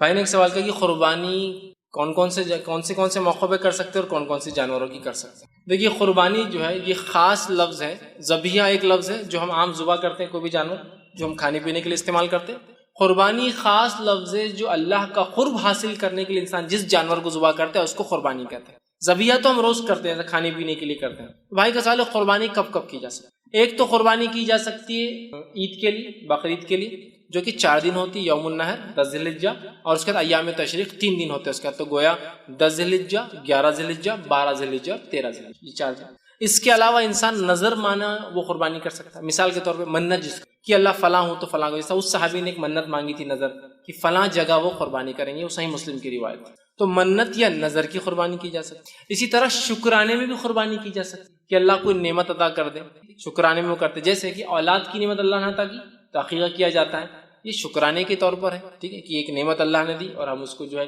ذبح کر رہے ہیں، تو شکرانے کے طور پر ہو سکتا ہے۔ عقیقے کا معاملہ ہو سکتا ہے، عقیقے میں یہ بہرحال واجب ہے، کرنا چاہیے، تو شکرانے کے لیے ہو سکتا ہے، عقیقے کے لیے تو عید کے لیے آپ کر سکتے ہیں، اسی طرح نظر کے لیے آپ کر سکتے ہیں، عقیقے کے لیے آپ کر سکتے ہیں، شکرانے میں آپ جو ہے قربانی یہ بہرحال کر سکتے ہیں۔ اس کے لیے ضروری شرائط وہ ہے کہ اللہ کے نام سے ہو، نیت بھی اللہ کے لیے ہو، اور ایسی جگہ ہو جہاں کفر اور شرک نہ ہوتا، ورنہ لوگ سمجھیں گے آپ بھی اس میں شامل۔ آپ کن کن جانوروں کی آپ قربانی کر سکتے ہیں، تو قربانی کے لیے خاص طور سے جو اللہ کے قرب حاصل کرنے کی جو قربانی میں ہم جانور کرتے ہیں وہ 4 قسم کے جانوروں کی 8 وہ ہو جائیں گے، جوڑے ملا کر 8 ہو جائیں گے، ٹھیک۔ اونٹ اور اونٹنی 2 ہو گئے سمجھ لیجئے، گائے اور بیل یہ 2 ہو گئے سمجھ لیجیے، 4 ہو گئے۔ اس کی طرح بکرا اور بکری یہ 2 ہو گئے، 6 ہو گئے، اور مینڈا اور مینڈی یہ 2 ہو گئے، 8۔ تو گا 4 قسم کے جانور جو 8 ہو جاتے ہیں، ان کے مذکر اور مؤنث ملا کر ان کی قربانی کی جاتی ہے۔ جانور ذبح کر کے کھانا کون سے جانور ہے، تو حلال بہت جانور ہے، حلال بہت سارے جانور، اس کے علاوہ بھی بہت سارے جانور حلال ہے، لیکن حلال ہونا الگ چیز ہے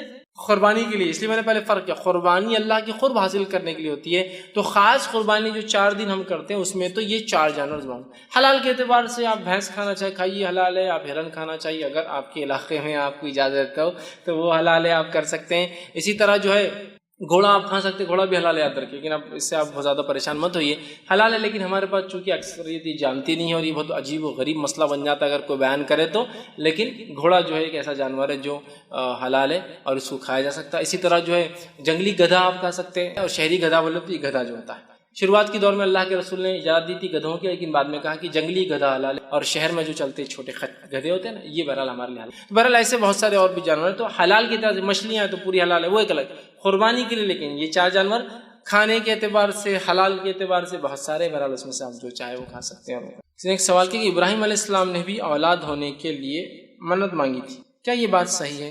اگر کوئی انسان اولاد ہونے کے لیے منت کر سکتے ہیں کیا؟ دیکھیے ابراہیم علیہ السلام نے اولاد ہونے کے لیے کوئی منت مانگی تھی ایسا تو میں نے کبھی نہ حدیث میں پڑھا نہ قرآن نے اس کے بارے میں تفصیلات دی۔ منت مطلب نظر کہ اللہ اگر مجھے اولاد دے دے تو میں یہ کروں گا، ایسی کوئی وضاحت تو حدیث میں بھی نہیں آتی اور ایسی کوئی وضاحت نہیں. ہاں دعا کی تھی آپ نے جب دوسرا نکاح کیا تو کہا ربی حبلی من الصالحین، چونکہ امید ہو گئی کہ شاید اس بیوی سے اولاد ہو کہ اللہ مجھے نیک اولاد عطا فرما. تو ابراہیم علیہ السلام نے تو کوئی منت مراد نہیں مانگی، یا جس کو نظر کہتے ہیں. تو رہا سوال کیا اولاد کے لیے نظر مانگی جا سکتی ہے، منت مانگی جا سکتی ہے؟ ہاں بالکل، اولاد کے لیے کوئی نظر مانگ سکتا ہے، لیکن یہ پسندیدہ عمل نہیں ہے. آپ صلی اللہ علیہ وسلم نے فرمایا اللہ تعالی نظر کے ذریعے، منت کے ذریعے، کنجوس جو پیسے نہیں خرچ کرتا پیسے خرچ کرواتا ہے، جو آدمی عبادت نہیں کرتا اسے عبادت کروا لیتا ہے. سمجھ رہے بات؟ نظر مانگے تو پورا کرنا واجب ہے، لیکن نظر مانگنا بذات خود پسند نہیں کیا گیا. اللہ کے رسول نے پسند نہیں کیا. اسے کہا کہ کنجوس جو خرچ نہیں کرتا نا، اللہ نظر کے ذریعے خرچ کرا لیتا اسے، اور جو عبادتیں نہیں کرتا اللہ نظر کے ذریعے کرا لیتا اسے. لیکن نظر مانگے تو پورا کرنا واجب ہے، یہ بات یاد رکھیے. لیکن نظر مانگنا اپنی ذات سے خود کوئی پسندیدہ عمل نہیں کہ آپ نے بہت پسند کیا کہ مانگو. سمجھ رہے آپ دونوں میں فرق؟ تو لہٰذا اولاد کے لیے نظر آپ مانگ سکتے ہیں، بالکل حلال اور جائز ہے. ٹھیک ہے بات سمجھ؟ لیکن کوئی پسندیدہ عمل تو نہیں. اس لیے کہ ہم کیوں اپنی عبادتوں کو خاص کریں کہ ایسا ہو تو ہی میں ایسا کروں گا، لیکن اگر مانگے تو کرنا پڑیں گا. اے اللہ فلاں مسئلہ ہوگا تو 2 روزے رکھوں گا یا رکھوں گی، 10 مسکینوں کو کھانا کھلاؤں گا یا کھلاؤں گی، اور جو ہے تیرے گھر کی جو ہے زیارت کر کے مطلب جو ہے عمرہ کر کے آؤں گا یا آؤں گی. یہ نظریں ہو سکتی ہے. یا جو ہے کسی مسکین کو 2-4 ہزار روپے اللہ دیو فلاں چیز دوں گی یا دوں گا، بالکل جائز، مانگ سکتے، کوئی مسئلہ نہیں. پسندیدہ نہیں ہے لیکن بالکل حلال ہے، آپ مانگ سکتے. تو اگر اولاد نہیں کسی کو تو بالکل اللہ سے نظر مانگ سکتا ہے، لیکن نظر مانگنے کا پورا کرنا ضروری ہے. اور اتنی بڑی نظر مت مانگ لیجیے کہ بعد میں خود پچھتا ہے. جیسے ایک خاتون نے بازار کہا ہم نے نظر مانگی تھی بچہ پاس ہو گیا تو کیا، وہ بھی کیا پاس ہوگا، 12th. ایسا بھی نہیں کوئی IAS ایگزام یا UPSC اور MPSC میں پاس ہو رہا تھا، وہ 12th میں. نظر کیا سنیے آپ، 1000 روزے. 12ویں کے لیے اگر 1000 تو مطلب first year, second year, third year اور MBBS اگر کر رہا تو پھر تو 1000 کے حساب سے 5500 روزے ہو جائیں گے 5.5 سال. یہ کوئی طریقہ ہے کہ یہ روزے کی اتنے روزے ہوتے تو نہیں. بولے ہم کنفیوز تھے کہ 1000 روزے مانگیں گے 1000 نمازیں مانگیں گے. چلو 1000 روزوں کو چھوڑ دیتا ہوں، 1000 نمازوں پہ آتے ہیں. 1000 رکعت نماز کس کو بولتے ہیں؟ دن بھر میں صرف 17 رکعت اللہ نے فرض کی ہے. فجر کی 2، ظہر کی 4، عصر کی 4، مغرب کی 3 اور عشاء کی 4، یہ 17 رکعت ہوتی فرض.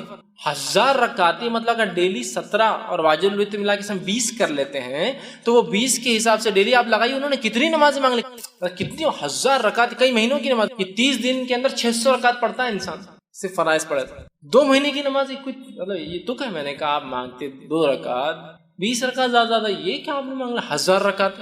آپ پورا کہاں سے ہوگا، فرائض پورے نہیں ہوتے جلدی ہم سے اور آپ نے 1000 رکعتیں مانگ لی. تہجد نہیں پڑھ پاتے 8 رکعت روز، ہم 1000 رکعتیں آپ نے مانگ لی. تو آپ نظر کو توڑیے. آپ تو بہرحال ایسی نظر مانگیے جس کو آپ پورا کر پائے. نہیں اللہ یہ فلاں مسئلہ ہو جاتا ہے، اور عورتوں کو تو بس دھکے پہ نظر چلتی، اللہ یہ ہوگا فلاں ہو گیا 10,000 روپے دے دوں گی. شوہر بول رہا ہے میں مر جاؤں گا، 10,000 کمانے کی طاقت نہیں ہے، اور تو بول دے رہی 10,000 روپے نظر دیں گے. پھر بعد میں نہیں اب کچھ تو سلوشن نکالو، حل نکالو، اس کے 10,000 روز کہاں سے نکلیں گے. نظر وہ ہو جو آپ کر سکتے ہو. اللہ 2 رکعت نماز، 10 رکعت نماز افورڈیبل ہے، کر سکتے ہیں. اللہ 2 روزے، 3 روزے، چونکہ 30 روزے تو اللہ نے سال میں ہم پہ فرض کیے. 30 روزے سال میں، سمجھ آپ، سال میں 30 روزے یا 29 روزے، اور آپ 1000 روزے یا کچھ لوگ میں نے دیکھا 40 روزوں کی منت مانگتے. چل آپ کو اللہ 30 روزے زیادہ فرض نہیں کر رہا، بوجھ نہیں ڈال رہا، اور آپ 40 روزے فرائض سے بھی آگے بڑھ جا رہے ہیں. آپ لمٹ میں 2 روزے، 3 روزے، 1 روزہ، یہ ہو سکتا ہے. یہ بہرحال لمٹ نہیں ماندے، بہرحال اولاد کے لیے مانگی جا سکتی ہے، کوئی حرج نہیں انشاءاللہ. کسی نے سوال کیا ہم منت کرتے ہیں کہ اگر یہ کام ہو جائے گا تو ہم اللہ کے نام پر قربانی کریں گے تو غریبوں میں تقسیم کریں گے، تو کیا یہ قربانی کا گوشت ہم خود کھا، اچھا کیا غریبوں میں تقسیم کریں یا خود کھا سکتے ہیں؟ دیکھیے میں سمجھتا ہوں جب آپ منت مانگ رہے، نظر مانگ رہے قربانی کرنے کی اللہ کے لیے، تو اللہ کو راضی کرنے کے لیے مانگ رہے، تو ظاہر سی بات ہے خالی ذبح کرنا تو ایک نیت پہنچتی ہے. عملاً تو یہ کہ آپ جب غریبوں میں دیں گے تو اس کا، اگر میں کو اللہ میں منت نظر مانگ رہا ہوں کہ میں قربانی کروں، خود کھا جا رہا ہوں پوری قربانی، مطلب یہ کوئی ایسا لاجیکلی سمجھ میں نہیں آ رہا. پھر آپ نے بینیفٹ کس کو دیا اس کا؟ اپنا نفع کر لیا. جب آپ منت مانگ رہے کہ اللہ میں قربانی کروں گی تو میں امید کرتا ہوں کہ یہ آپ کھا سکتے حلال ایک حصہ، لیکن یہ نہیں کہ آپ پورا کھا جائیں. سمجھا، پورا ہی آپ نے کھا لیا. جب آپ نظر مانگ رہے ہیں تو آپ لوگوں کو دیں، لیکن اگر آپ نے نظر مانگی اللہ میں قربانی کروں گا اور اس کا گوشت کا آپ نے کوئی نظر نہیں مانگی کیا کروں گا، خود کھاؤں گا، دوں گا، تو ایک الگ بات ہے. لیکن پھر بھی تقاضا تو یہی ہے جب آپ نے اللہ کے لیے کچھ کیا تو اس کے بندوں کو کچھ فائدہ ہو تو صدقہ دوں گا، کچھ فائدہ ہو تو الگ بات ہے. آپ خود بھی کھا سکتے، حرام نہیں ہوگا. لیکن میں یہ کہنا چاہ رہا ہوں کہ جب آپ نے قربانی کی تو اس کا فائدہ اگر غریبوں کو ہو تو میں سمجھتا اللہ راضی اور خوش بھی ہوں گا. اور یہ کام ہونے کے بعد ہی کریں گے. ظاہر سی بات ہے نظر کی کوئی بھی چیز بعد میں ہوتی ہے. اور جب اللہ نے کوئی عطا کر دی کوئی چیز تو میں تو سمجھتا ہوں لوگوں کو آپ کچھ عطا کرے، اللہ رب العزت خوش ہوتا ہے صدقات و خیرات سے. بہرحال حرام نہیں ہے آپ خود بھی کھا لے تو، لیکن دینا چاہیے. ہاں کچھ کھائے اور کچھ دے، کچھ میں کوئی حرج نہیں. جیسا میں نے قربانی کیا، ایک حصہ رکھا 2 حصے بانٹ دیے، آدھا رکھا آدھا بانٹ دیا، لیکن دینا چاہیے تاکہ دوسرے بھی کھائے اور اس سے جو ہے اللہ تعالیٰ کی خوشنودی ہو کہ غریبوں کو فائدہ ہو. آپ نے بتایا کہ لوگ لڑکی ہونے پر ناراض ہو جاتے ہیں کہ لڑکی ہوئی، اس کی آپ نے ایک وجہ بتائی کہ بڑھاپے کا سہارا لڑکا ہونا چاہیے، لیکن جس کو لڑکے بھی ہے اور اس کو لڑکی ہوئی تو وہ بھی ناراض ہوتے. اس سے میں نے میرے تجربے سے اس کا ریزن یہ نکلتا ہے کہ اس کی شادی کروانا پڑے گی بڑی ہو کر. اور آج کل غیر قوم کا چھوڑیے، ہماری قوم میں جو گمراہ ہیں ان کا چھوڑیے، جو کتاب و سنت پر چلتے ہیں ان کا کرائٹیریا یہ ہے، آج معذرت کے ساتھ بولتا ہوں کہ ساری باتیں ہیں آپ کے پاس لیکن پیسہ نہیں ہے، تو وہاں بات آ کر اٹک جاتی ہے. اس لیے لوگ لڑکی ہونے پر ناراض ہو جاتے ہیں. جس کے پاس پیسہ ہے وہ ٹھیک ہے، لیکن جس کے پاس نہیں ہے وہ کیا کرے. بھائی نے بہت اچھا پریکٹیکل سوال کیا کہ لڑکی پیدا نہ ہو، چاہے آپ جیسا میں نے کہا جس کو لڑکیاں تو ٹھیک ہے وہ تو پریشان، لیکن جس کو لڑکی ہے پھر بھی لڑکی تو پریشان. تو اس کی ایک وجہ بتانے ہیں کہ اس کی وجہ یہ ہے کہ لڑکی بڑی ہوں گی تو اس کی شادی کرنا پڑیں گی. اور جو سسٹم ہمارے پاس ہے مسلم اور غیر مسلم، مسلمس کے اندر چاہے بدعتی ہو، چاہے مشرک ہو، چاہے توحید پرست ہو، سب کے پاس ان کا کہنا مسئلہ یہی ہے کہ پیسہ چاہیے ایٹ دا اینڈ، جو کہ لڑکی کی شادی میں خرچ کرنا پڑتا ہے، جو وجہ بن رہی لڑکیوں کی پیدائش روکنے کی اور نہ ہونا. میں کہوں گا واقع میں اور حقیقت میں مشرکین مکہ کے نزدیک جو بھی مسئلہ، ان کے پاس پیسہ مسئلہ نہیں تھا، یہ ہم جانتے ہیں، ان کے پاس مسئلہ عزت اور شان تھی. لیکن آج لڑکی کی پیدائش جو بوجھ سمجھا جا رہا ہے، وہ بوجھ سمجھنے کی ایک بہت بڑی وجہ میں بھی کہہ سکتا ہوں 90% سمجھ لیجیے وجہ ہو سکتی ہے، وہ یہی ہے کہ اس کے لیے پیسہ کہاں سے لائیں گے.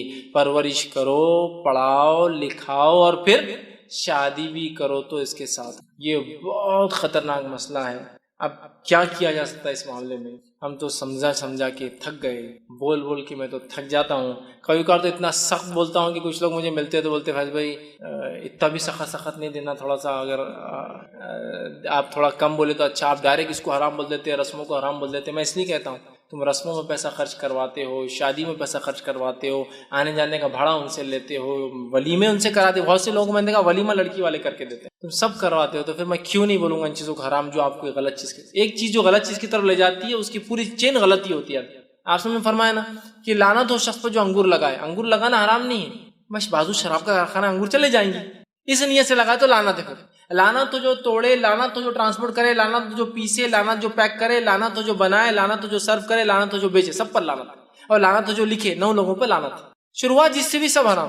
میں نے کہا یہ رسومات سب بدعتیں اور یہ سب حرام، اس لیے میں سب کو حرام کہتا ہوں. نہیں تھوڑا سا اچک کی اجازت دینا، میں کسی کی اجازت نہیں دیتا ہوں رتی برابر میں. لیکن اب ہم کیا کریں، الٹیمیٹ یہ ہے سماج میں کہ یہ حال ہے. اور میرے ذاتی تجربے تو بہرحال آپ کے تھوڑے رہیں گے، میرے تو ہزاروں لوگوں سے تجربات رہے. خود اسلامک ریسرچ سینٹر کا ایک میرج بیورو تھا، اس کے بھی تجربے میرے پاس ہیں، ایک سے ایک ایسے تجربے. کبھی رات میں یاد کرے تھوڑی دیر جاگتے رہنا پڑتا ہے، نیند نہیں آتی کہ کیا ایسا بھی ہوتا ہے. لوگ ایسا بھی سوچتے ہیں کہ ایک صاحب نے 6 لڑکیاں ریجیکٹ کی. میں نام بھی نہیں لے رہا ہوں اور گمنام بات کر رہا ہوں. 6 لڑکیاں ریجیکٹ کی. 6 لڑکیاں ریجیکٹ کرنے کے بعد جو لاسٹ لڑکی کو ریجیکٹ کی اس کا ریزن میں نے پوچھا، بہت ہو گیا یار 6 ریجیکٹ کر. تو کیا ریزن دیا معلوم آپ کو؟ تھوڑی سی اس کی مانگ بڑی تھی. بولے مانگ چوڑی، تو ڈر تھا کہ بال جلدی جھڑ جائیں گے. میں نے کہا تم اٹھ کر یہاں تک آئے، اس کے اسٹیمپر پر لکھ کے دے سکتے کہ تمہارا بچہ زندہ بچیں گا، اس کے ساتھ زندگی گزاریں گا اور وہ ہوں گا. جو اس کے بال جھڑیں گے اس کے لیے تم اس کو ریجیکٹ کر رہے. یہ حالت ہے. میں بالکل پریکٹیکل بات کر رہا ہوں. بھائی نے کہا تجربے میرے بہت زیادہ تجربے. قرآن حدیث کے مطابق لڑکی چاہیے، قرآن حدیث کے مطابق لڑکی، قرآن حدیث کے مطابق قرآن حدیث کے مطابق. سن کے ایسا لگتا ہے کہ آپ ان کہاں ہیں دنیا کے اندر، لوگ کتنے آگے ماشاء اللہ تخمین قرآن حدیث قرآن حدیث قرآن حدیث. وہ آپ نے ریجیکٹ کر دیا اس لڑکی کو. اس کو قرآن آتا تھا، وہ حافظ قرآن تھی اور وہ فلاں اسکول سے پڑھی ہے، اس کی دینی تعلیم اتنی اچھی، وہ عربی جانتی ہے، اس کو فارسی آتی ہے اور نمازی ہے. کس وجہ سے ریجیکٹ کیا؟ وہ کب 2 رنگ کے لائے تھے ان کے گھر والوں نے، آدھے کپ الگ تھے اور آدھے کپ الگ تھے. کب دیکھنے گئے تو آپ پہلے بولنا چاہیے تھا کہ آپ کب پسند کرنے جا رہے تھے. ہم کب رکھ دیتے تھے آپ کے سامنے، آپ کو لڑکی نہیں چاہیے کب چاہیے. نہیں مطلب جیسا اس سے پتا چلتا ہے نا، کیا پتا چلتا رہا احمق انسان. کب سے تم پتا کرو کسی کے ایمان اور تقوی کا کہ قرآن حدیث کیوں بول رہے تھے. تم بول کیا ہو، کب چاہیے، گاڑی چاہیے، اچھی چادر چاہیے، اچھا وہ چاہیے. ہم ہے تو ٹھیک ہے تو بولیں چل نکل یہاں سے. کب ریزن ہے آپ کی شادی میں. بہت برے حالات ہے بھائی. میں اس معاملے میں کیا کہوں اور کیا نہ کہوں، بس یہ حالت. مسئلہ یہ ہے کہ جب میرے بیٹے کا نکاح ہے، میری بیٹی کا نکاح ہے سمجھ لیجیے، تو میرا حال تو یہ ہے، بیٹی کا نکاح ہے نا میرے، بس فلاں اب نہیں وہ آپ کی بچی ہم کو پسند نہیں آ رہی. کیوں پسند نہیں آ رہی صاحب میری بچی؟ تھوڑا رنگ اس کا کم ہے. زیادہ رہتا ہے تو ابھی کر لیتے تھے. تھوڑا کم ہے کیا ہوا, اللہ نے بنایا, میں نے پرسنل مینوفیکچر تو نہیں میری, کچھ نہ کچھ تو ہوں گا نا اللہ کی طرف سے, تھوڑا رنگ زیادہ ہونا. بچی ماں کی ایسی ہوتی ہے نا, کر لیتے, باپ پہ چلے گی نا رنگ میں تو ذرا مشکل ہے. بھائی میری بچی ہے, اس کا آپ کیوں نہیں کرنی, وہ تھوڑی سی ذرا صحت مند ہے. ہم کو ایگزیکٹلی 55 kg کی چاہیے, 55 کلو والی.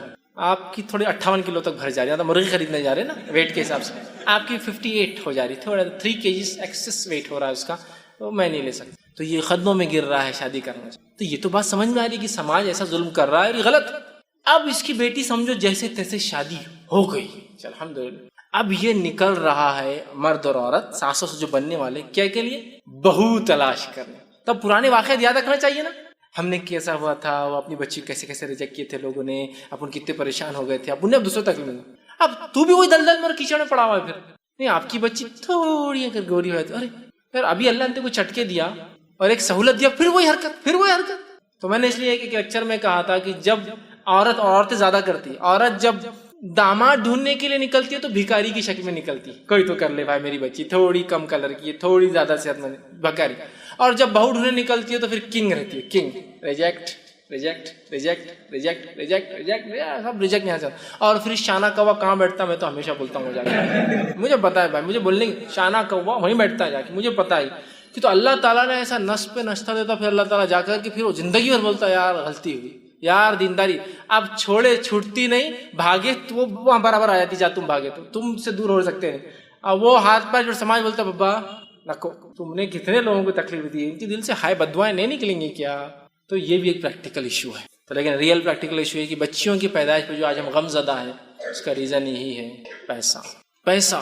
ایک شادی کا واقعہ سنا تھا, ایک صاحب مجھے کہنے لگے, وہ ایک مہم چلاتے ہیں, اڑوپی کے رہنے والے, سعودی عرب میں جاب کرتے ہیں, لیکن ان کی ایک مہم مشن چلتا ہے, اچھا مشن ہے. شادی میں کھانا نہیں ہونا حرام نہیں ہے, لیکن اچھا مشن ہے, میں بھی سپورٹ کرتا ہوں ایسے مشن. حرام نہیں ہے لیکن اچھا مشن ہے, چونکہ وہ بھی خرچے میں آتا ہے, بہرحال حرام نہیں لیکن اچھا مشن. انہوں نے ایک مشن بنا, وہ مجھے سنانے لگے, میں نے کچھ ایکسپیرینسز سنائی آپ کی. تو کہا میرا ایکسپیرینس یہ ہے کہ ہمارے ایک رشتے دار تھے, اور ان کی بچی کا جو ہے نکاح, وہ جو ہے ایک لڑکے کو رشتہ ہے, انہوں نے نہیں دیا, دوسرے لڑکے کو رشتہ دے دیا. ہوا یہ کہ شادی سے 3 دن پہلے ان لڑکے والوں نے کہہ دیا کہ ہم کو یہ لڑکی پسند نہیں ہے. یہ تبھی کا واقعہ جب آپ کو پتا اڑوپی کا ایک واقعہ ہوا تھا, وہ چکن بریانی اور مٹن بریانی پہ رشتہ شادی ٹوٹ گئی تھی. اس کے 2-3 دن بعد میں اڑوپی میں تھا, ساؤتھ انڈیا کی خبر پورے پیپروں میں آئی تھی, چکن بریانی کے اور مٹن رشتے, لڑکے والوں نے بولے تھے مٹن بریانی ہونا, مسلم فیملی تھی, اور لڑکی والوں نے بنایا تھا چکن بریانی. رشتہ ٹوٹ گیا تھا, مان لو چلے گئے تھے, وہ پولیس آئی, سب بہت لمبا کیس ہوا. اس کے 3-4 دن بعد میں وہاں تھا اڑوپی کے اندر, تو ان سے بھی انٹریکشن ہوا, تو وہ بتانے لگے ایسا ہوا, اور باہر سے آئے تھے چھٹی میں, تو ملاقات ہوگی. تو کہا میں 30 سال سے کوئی شادی میں کھانے کے لیے نہیں گیا, کیوں, تو میں ایک مشن چلا رہا ہوں, لڑکی پہ اتنا بھی بوجھ نہیں, حلال ہے لیکن اتنا ہی بوجھ نہیں ہونا چاہیے. میں نے کہا ایکسپیرینسز کچھ شیئر کیجیے. تو کہا انہوں نے کیا کیا, لڑکی کو اب جب 3 دن پہلے انہوں نے ریجیکٹ کر دیے, تو انہوں نے فوراً اس لڑکے سے شادی طے کر دی جس کا پہلے رشتہ آیا تھا. تو انہوں نے کہا, میں ان کے پاس گیا اور میں نے کہا پہلے تم نے رشتہ کیوں ریجیکٹ کیا تھا؟ تو اس کی ہم کو دینداری پسند نہیں تھی. کیا پسند نہیں تھی؟ دینداری. پھر اب کیوں کر دیا, کیا بولنے لگے معلوم, کھانے کا پورا انتظام ہو گیا تھا نا, تو شادی کیوں ہوئی؟ کھانے کے لیے. اور شادی کیوں ٹوٹی 2 دن پہلے وہاں؟ کھانے کے لیے. تو شادی کر رہے ہیں یا کھانے کے لیے کر رہے ہیں, آپ سمجھ میں نہیں آ رہا. شادی کر رہے ہیں یا زیور کے لیے کر رہے ہیں, آپ شادی کر رہے ہیں یا خوبصورتی, کیا سمجھ میں نہیں آ رہا امت کا. اور یہ سب میڈیا اور فلاں اور فلاں. اور دیکھیے ہم چاہے لاکھ بات کر لیں, اب پکچر جس کو ہم بولتے ہیں نا, ایک چائنیز مثال ہے, چین کی ایک مثال ہے کہ ایک تصویر 1000 الفاظ سے زیادہ بہتر ہے, ایک تصویر 1000 تقریروں سے زیادہ بہتر ہے. یہ سب ٹھیک ہے, ہم بول رہے ہیں کر رہے ہیں, ہم عملاً بتانا شروع کر رہے ہیں, سب مل کر کوشش کریں, عملاً ہم کچھ نہ کچھ ایسے نمونے رکھنا شروع کر دیں کہ ہم نہ لیں گے نہ دیں گے, ایک سسٹم بنا دیں. ہم لوگ اگر عمل کریں گے انشاءاللہ, چلیے چھوڑیے دنیا کیا کر رہی ہے, ہم ان سے اپیل بھی نہیں کر رہے ہیں. ہم جو 40-50 لوگ 100 لوگ یہاں جمع ہوتے ہیں ہر اتوار, عورتیں جو جمع ہو رہی ہیں وہاں 30-40, اگر ہم لوگ ٹھان لیں, میاں بیوی دونوں آرے ٹھان لیں, اپنے بچے اور بچیوں کی شادی ایسی ہونے والی ہے.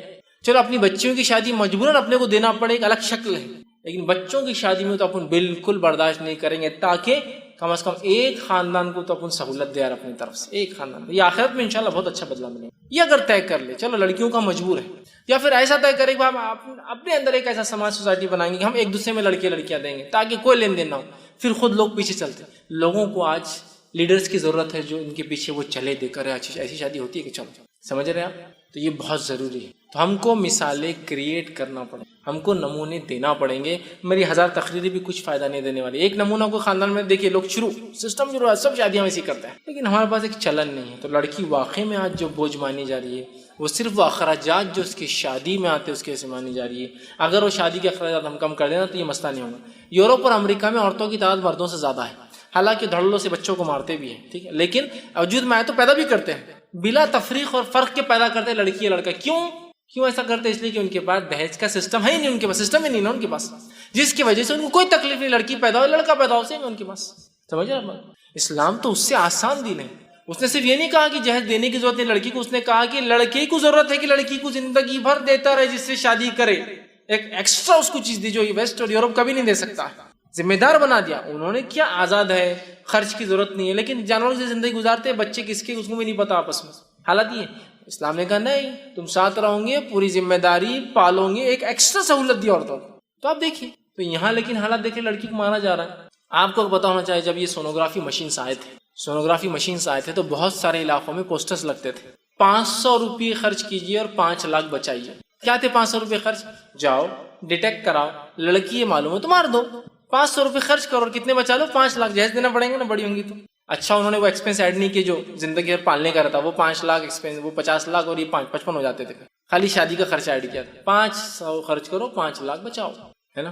تو یہ سب تمام وہ چیزیں. اور ہمارے پاس بالخصوص ہندوستان میں جو سسٹم ہے, یہ سسٹم جیسا کہ ہندوستان کا جو کلچر ہے, اس کلچر میں مرد ظالم ہوتا ہے اور عورت مظلوم ہوتی ہے. عرب کلچر میں الٹا معاملہ ہے. گلف میں جائیے آپ, پوری بیوی وہ ظالم ہے اور یہ مظلوم بھاگتا رہتا بیچارہ. وہاں کلچر پہ بھی ڈیپینڈ ہے. ہندوستان کا کلچر کیا لینے والا ہے, لڑکے لیتے ہیں, لڑکے زبردستی کراتے ہیں, رسومات کراتے, فلاں کراتے. عربوں میں کلچر ہم سے الٹا ہے. وہاں حالات یہ ہے کہ گورنمنٹ اپیل کرتی ہے لڑکیوں سے کہ مہر کم لو رے بابا, مہر کم لو, تمہارا مہر بہت زیادہ ہو رہا ہے, 40 سال تک شادی نہیں کر سک رہے, 2 لاکھ 3 لاکھ 4 لاکھ ریال مہر ہوتا, لڑکے دے نہیں پا رہے. حضرت عمر کے زمانے میں یہ مسئلہ ہوا تھا, مہر لڑکیاں زیادہ لے رہی تھی. حضرت عمر نے ایک بار خطبے میں کہا میرا دل چاہتا ہے مہر کی رقم طے کر ڈالوں, یہ مسئلہ ہی ختم کر دوں, نوجوانوں کی شادی نہیں ہو رہی, لڑکیاں اتنا ڈیمانڈ کر رہی ہے. تو عورت اٹھ کے کہا تھا تم کون ہوتے ہیں نا, وہ پورا واقعہ اسی لیے تھا. آج بھی وہ مسئلہ ہے ان کا. تو وہاں الٹا مسئلہ ہے ہندوستان میں. یہاں مرد ظالم ہوتے ہیں جو کھینچ کے لیتے ہیں, وہاں معاملہ میں کر عورتیں وہ ہوتی ہیں وہ لیتی شاہ سے مہر, چلو اتنا دے دو, اتنا دو, فلاں کرو, میں اتنے دن فلاں رہوں گی, ایسا رہوں گا, یہ خرچہ تم کو اٹھانا اور اس کو سب کرنا پڑتا ہے. یہ کلچرل ڈفرینس سمجھ رہا. تو ہندوستان میں یہ ایک تو آبادی الحمدللہ زیادہ, اور اس پر یہ جو غلط کلچرل ہم نے امپیکٹ لیا ہے کہ لڑکی پرایا دھن, لڑکی کیا کیا بتا رہے, یہ لڑکی کو دینا پڑتا, لڑکی ایسا لڑکی ویسا اور فلاں, اس کی وجہ سے جو ایک ماحول کریٹ ہوا. یقیناً یہ جہیز شادی کے اخراجات بہت بڑی وجہ ہے جس کی وجہ سے انسان پریشان ہوتا ہے. یہ چھوڑ دیجیے, آج کل الحمدللہ لوگ بہت سمجھدار ہو رہے ہیں, یہ بات کو سیکھ رہے ہیں, سائنٹیفکلی یہ بات سمجھ رہے ہیں. اور میں ہمیشہ کہتا ہوں ساسوں کو کہ اگر لڑکا نہ ہو تو کبھی اپنی بہو کو مت کوسنا, اپنے بیٹے کو لات مارنا اور اس کو کوسنا کہ تو ایک لڑکا پیدا نہیں کر سکا. اس لیے کہ سائنسی اعتبار سے ہم جانتے ہیں عورت کے اندر جو بنیاد بنتی ہے بچے کی پیدائش کے لیے, اس کو کروموزومز کہتے ہیں. اس میں ایکس 2 سیٹ آف کروموزوم ہوتے ہیں, اور مرد کے اندر ایکس اور وائی دونوں ہوتے ہیں. جب عورت کا ایکس اور مرد کا ایکس ملتا ہے تو بنتی ہے لڑکی, اور عورت میں چونکہ ایکس ہی ہوتا ہے, اس کا ایکس اور مرد کا وائی ملتا ہے تو بنتا ہے لڑکا. تو عورت کے اندر کوئی طاقت نہیں ہے, اللہ نے کی صلاحیت, ویسے وہ دنیا میں اعتبار سے کہہ رہا ہوں, ویسے اللہ کے ہاتھ میں جو کچھ ہے کوئی صلاحیت نہیں کہ اپنے لڑکا لڑکی پیدا کرے. وہ مرد سے نکل کر نطفہ جو جاتا ہے وہ ڈیسائیڈ کرتا ہے کہ لڑکا ہو یا لڑکی ہو. تو اپنے بیٹے کو کوسنا کہ کیا کرا یہ لے کے آیا, ہمارے لیے ایک لڑکا نہیں پیدا کر سکتا. بہو کو مت کوسی, بیچاری کا کوئی دوش ہی نہیں, وہ تو ریسیپینٹ ہے, صرف وہ اولاد کو لیتی ہے, تمہارے بچوں کو تمہارے خاندان کو آگے بڑھانے کے لیے صرف اپنے پیٹ میں بڑا کرتی ہے, پالتی ہے, دودھ پلاتی ہے, اس کو کوسے. اور ایک عجیب فطرت ہے, یہ فطرت کو بھی تھوڑا سمجھنے کی ضرورت ہے. جتنا ظلم عورتوں نے عورتوں پہ کیا نا, مردوں نے عورتوں پہ کبھی نہیں کیا. اتنا چیلنج سے کہتا ہوں, جتنا ظلم عورت پر کرتی ہے. بیٹا تو بھی برداشت کر لے رہا کہ مجھے بیٹی ہوئی, ساس کو برداشت نہیں ماں کو کہ مجھے پوتی ہوئی. میرا عورت ہو کیا عورت پہ ظلم کرتی ہوتی. اور دنیا میں چاہت دیکھو کیا ہے, بکرے ہونا بکریاں ہونا بکریاں, مرغے ہونا مرغیاں ہونا مرغیاں, مرغے انڈے تھوڑی دیتے. بھینس ہونا ہیلے ہونا, بھینس ہیلا ایک ہی رہتا بنا ہوا کہیں تو بھی بھینسے ہونا. گائے ہونا بیل ہونا, لڑکی ہونا لڑکیاں ہونا لڑکے. ارے واہ, باقی جنس میں تو سب میں آپ کو مونس فیمیل چاہیے, اور یہاں اگر اپنے لیے میل. ارے ذرا سن, تو عورتوں نے عورتوں پہ جتنا ظلم کیا نا مردوں نے ان پر نہیں کیا, خود ظلم کرتی ہے عورت. یہ بھی ایک وجہ ہو سکتی ہے, لیکن اصل وجہ جو بھائی نے کہا بہت حد تک یہی انالیسس میرا بھی ہے کہ یہ شادیوں کے اخراجات ہیں جس کی وجہ سے یہ ظلم اور ستم کے تحت عورت دب رہی ہے اور ان کی پیدائش کو خاموخواہ غیر فطری طور سے روکا جا رہا ہے اور انہیں جاری ہے۔ اللہ تعالیٰ ہم تمام کو سمجھ دے کہ اس مسئلے کو ہم سمجھیں، ورنہ آنے والا زمانہ بہت سخت ہے۔ اور میں ہمیشہ کہتا ہوں دور گھوم کر آتا ہے۔ جس پوزیشن میں آج میرا سسر ہے اور میں اس کو تکلیف دے رہا ہوں اس کی بیٹی کی وجہ سے، کل وہی پوزیشن میں آ کے کھڑا ہو جاؤں اور کوئی ایک دوسرا آدمی شاید وہ زمانے کے اعتبار سے اور ایڈوانس اور تکلیف دے ہوں گا، وہ جب آ کے مجھے تکلیف دیں شاید اس عمر میں میں اس کو برداشت کرنے کے لائق نہیں رہوں گا۔ تو میں امید کرتا ہوں سہولت دے اور سہولت لے، آسانی دے آسانی لے، اچھا کر اور اچھا بدلہ پا۔ ٹھیک ہے کہ جو یہ 3 حصے کیے جاتے غریبوں کا، اپنا خود کا اور رشتہ داروں کا، تو یہ سنت سے ثابت ہے یا سمجھو اپنی کرتے ایسا جو 3 حصے کرتے؟ تو اس کے ذرا وضاحت کر دیجیے۔ بھائی نے ایک سوال کیا کہ عقیقے کے جو 3 حصے کرتے ہیں تو کیا یہ سنت سے ثابت ہے یا ہم لوگ ہی کرتے ہیں؟ سنت سے ایگزیکٹلی ایسے لفظ نہیں ہے کہ ایک رشتہ داروں میں، ایک خود کے لیے اور ایک مسکینوں میں۔ کلو، حدیث میں جو لفظ ہے صحیح مسلم میں، کلو کھاؤ، ودخرو اور کچھ اسٹاک کر کے رکھو، وتصدق اور کچھ صدقہ کرو، یہ لفظ ہے حدیث میں۔ کھاؤ، ذخیرہ کرو اور صدقہ کر دو۔ تو وہ لوگ کچھ بولتے ہیں کھاؤ سے مراد جیسا کلیجی وغیرہ ہم بناتے کھا لیتے ہیں، ذخیرے میں وہ ہے جو ہمارا پارٹ ہے، اور ایک پارٹ صدقہ کرو، سمجھ رہے ہیں؟ تو وہ 3 کرتے کہ ایک خود کے لیے، ایک مسکینوں کے لیے وہ کرے۔ حدیث میں ایسا لفظ نہیں ہے، کھاؤ، ذخیرہ کرو، اسٹاک کرو کچھ، اور باقی کا صدقہ کرو۔ تو یہ ڈیپینڈ ہے، کوئی پورا جانور کھا لے بھی تو اس کو کوئی ملامت کے لائق نہیں ہے، کوئی پورا بانٹ دے بھی تو کوئی غلط کام نہیں کرا۔ میں کیوں کہہ رہا ہوں، بہت سے لوگ بولتے ہیں ارے 1/3 تو کھانا ہی پڑتا۔ اب سمجھو ایک بیل ذبح کر لیا، اب گھر میں آگے 40 کلو گوشت، اب 40 کلو کہاں پورنے، مطلب کون کھائے گا گھر میں، ایک چھوٹی سی فیملی، نہیں کھانا ہی پڑتا، 1/3 اپن کھانا تو ہی قربانی قبول ہوتی۔ کھاؤ، رکھو، دے دو، ذخیرہ کر لو، کچھ بھی کرو، شریعت نے کچھ آپ کو منع نہیں کی۔ لیکن ظاہر سی بات ہے، کو بولیں گے ہم پورا کھا لے تو کھا سکتے ہو، پھر قربانی کیا دی یار تم نے، مطلب حرام نہیں ہے لیکن پھر کیا سیکھا قربانی سے کہ تم بانٹ بھی نہیں رہے اس کو، خالی خون بہا دیا۔ تو کوئی بھی آدمی سنیں دینا چاہیے یار، جب قربانی کی تو یہ جذبہ تو آنا چاہیے دینے کا۔ تو اس وجہ سے علماء لکھتے ہیں تاکہ کم از کم لوگ دے۔ لیکن اس میں مسئلہ یہ ہو کچھ لوگ جو مالدار ہے وہ نہیں کھانے پڑیں گے اور پریشان ہو رہے کھا کھا کے، یا پھر بڑے کا کرتے اور بانٹ دیتے، چھوٹے کا کرتے رکھ لیتے۔ ایسا بھی نہیں ہونا چاہیے، بانٹنا چاہیے، اس لیے غریبوں کو بھی موقع ملتا ہے اس میں۔ تو بہرحال آپ جو کرنا چاہے کریں، شریعت نے اسی کو 3 ایگزیکٹلی کیٹیگریز نہیں مانی۔ کسی نے سوال کیا کیا انسان کو لائف ٹائم میں 4 شادیاں کرنا ہے بائی ہز ول، اس کے مرضی سے، یا پھر انسان کی وہ پیریڈ آف ٹائم 4 شادیاں ہی ہو سکتی ہے؟ لائک ویز کہ ایک انسان نے 7 شادیاں کی ہیں بٹ ایٹ پریزنٹ 4 میرجز ہے۔ کسی نے سوال کیا کیا ایک انسان ایک وقت میں 4 کریں گا یا پورے زندگی میں 4 کریں گے؟ تو اس سے مراد یاد رکھیے ایک وقت میں اس کے پاس 4 بیویاں رہیں گی، زیادہ سے زیادہ لائف ٹائم میں کتنی بھی ہو سکتی ہے۔ جیسا آپ بہت ساری روایتیں پڑھیں گے، حضرت علی کے جیسا حضرت عمر ابن خطاب جو ہے ان کو 5 بیویاں تھیں یا 7 بیویاں تھیں، تو ایٹ اے ٹائم 4، پھر انتقال ہوا تو پھر نیکسٹ۔ مطلب صحابہ کی اگر آپ زندگی دیکھیں تو ایسے بہت کم صحابہ ملیں گے جن کا کوئی بھی ایک سلاٹ خالی رہتا ہوں گا 4 میں سے، جیسی کوئی ہوتا ایک، جیسی کوئی ہوتا ایک، جیسی کوئی ہوتا ایک، جیسی کوئی ہوتا ایک، مطلب انتقال ہوا کہ فوراً نکاحیں کر لیتے تھے۔ ٹھیک ہے، سمجھ رہے ہیں بات کو؟ تو لہٰذا ایسا بہت کم ملیں گے صحابہ جن کی 4 سے کم بیویاں تھیں۔ تو اس سے مراد ہے ساری زندگی میں 4 شادیاں نہیں، کسی ایک وقت 4 بیویوں کا ہونا۔ ایسا ایک بیوی تھی، انتقال ہو گیا ولادت کے اندر، اب 3 ہو گئے، 4 تھے، پھر ایک وہ کر سکتا ہے۔ لیکن اب اوور آل اس کی سیرت میں کیا، اس کی تاریخ میں کیا لکھا جائے گا؟ 5 بیوی، ایک کی ڈیتھ کے بعد پھر وہ ایڈ ہو گئی۔ پھر ہو سکتا ہے کسی کی کس وجہ سے ڈیتھ ہو گئی یا طلاق ہو گئی، پھر ہو گئی 3، پھر اس نے ایک کر لیا، تو اب لکھا کتنا جائیں گا اس کے بایوڈاٹا میں؟ 6 بیویاں، لیکن اس کے ایٹ اے ٹائم 4 تھیں۔ تو لہٰذا یہی مانا، تو اگر کسی انسان کی 7 شادیاں ہوئی ہیں لیکن ایٹ پریزنٹ 4 ہے، طلاق دے دیا ہوں گا یا انتقال کر گئی ہوں گی، تو ظاہر سی بات ہے ہو سکتا ہے پھر وہ مور دین یا خلا لے لی ہوں گی، چھوڑ دی ہوں گی۔ تو ایک وقت میں 4 مانا ہے، ایسا الگ الگ وقت میں اس کی 1 سے زائد، مطلب 4 سے زائد بھی ہو سکتی ہے کہ ایک کیا انتقال ہوگی پھر ایک کیا تو وہ 5ویں ہوگی، پھر انتقال ہوگی طلاق ہوگی پھر ایک کیا، ایسے کتنے بھی ہو سکتی ہے، اس میں کوئی حرج نہیں۔ السلام علیکم۔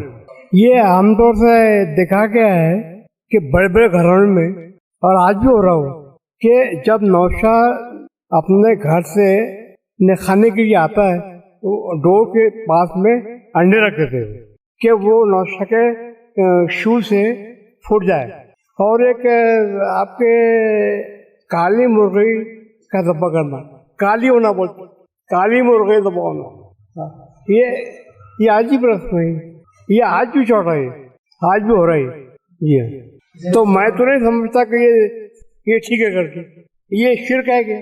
بھائی نے ایک سوال کیا کہ بہت سے لوگ نکاح میں انڈا رکھتے ہیں تاکہ پیر لگ جائے یا پھوٹ جائے, یا کالی مرغی, خاص کالی مرغی, اور میں اس میں اور اضافہ کرتا کالی مرغی الٹے پر والی, الٹے پر بھی ضروری ہوتا ہے, کالی مرغی الٹے پر والی منگل کریم اس کے لیے, ٹھیک.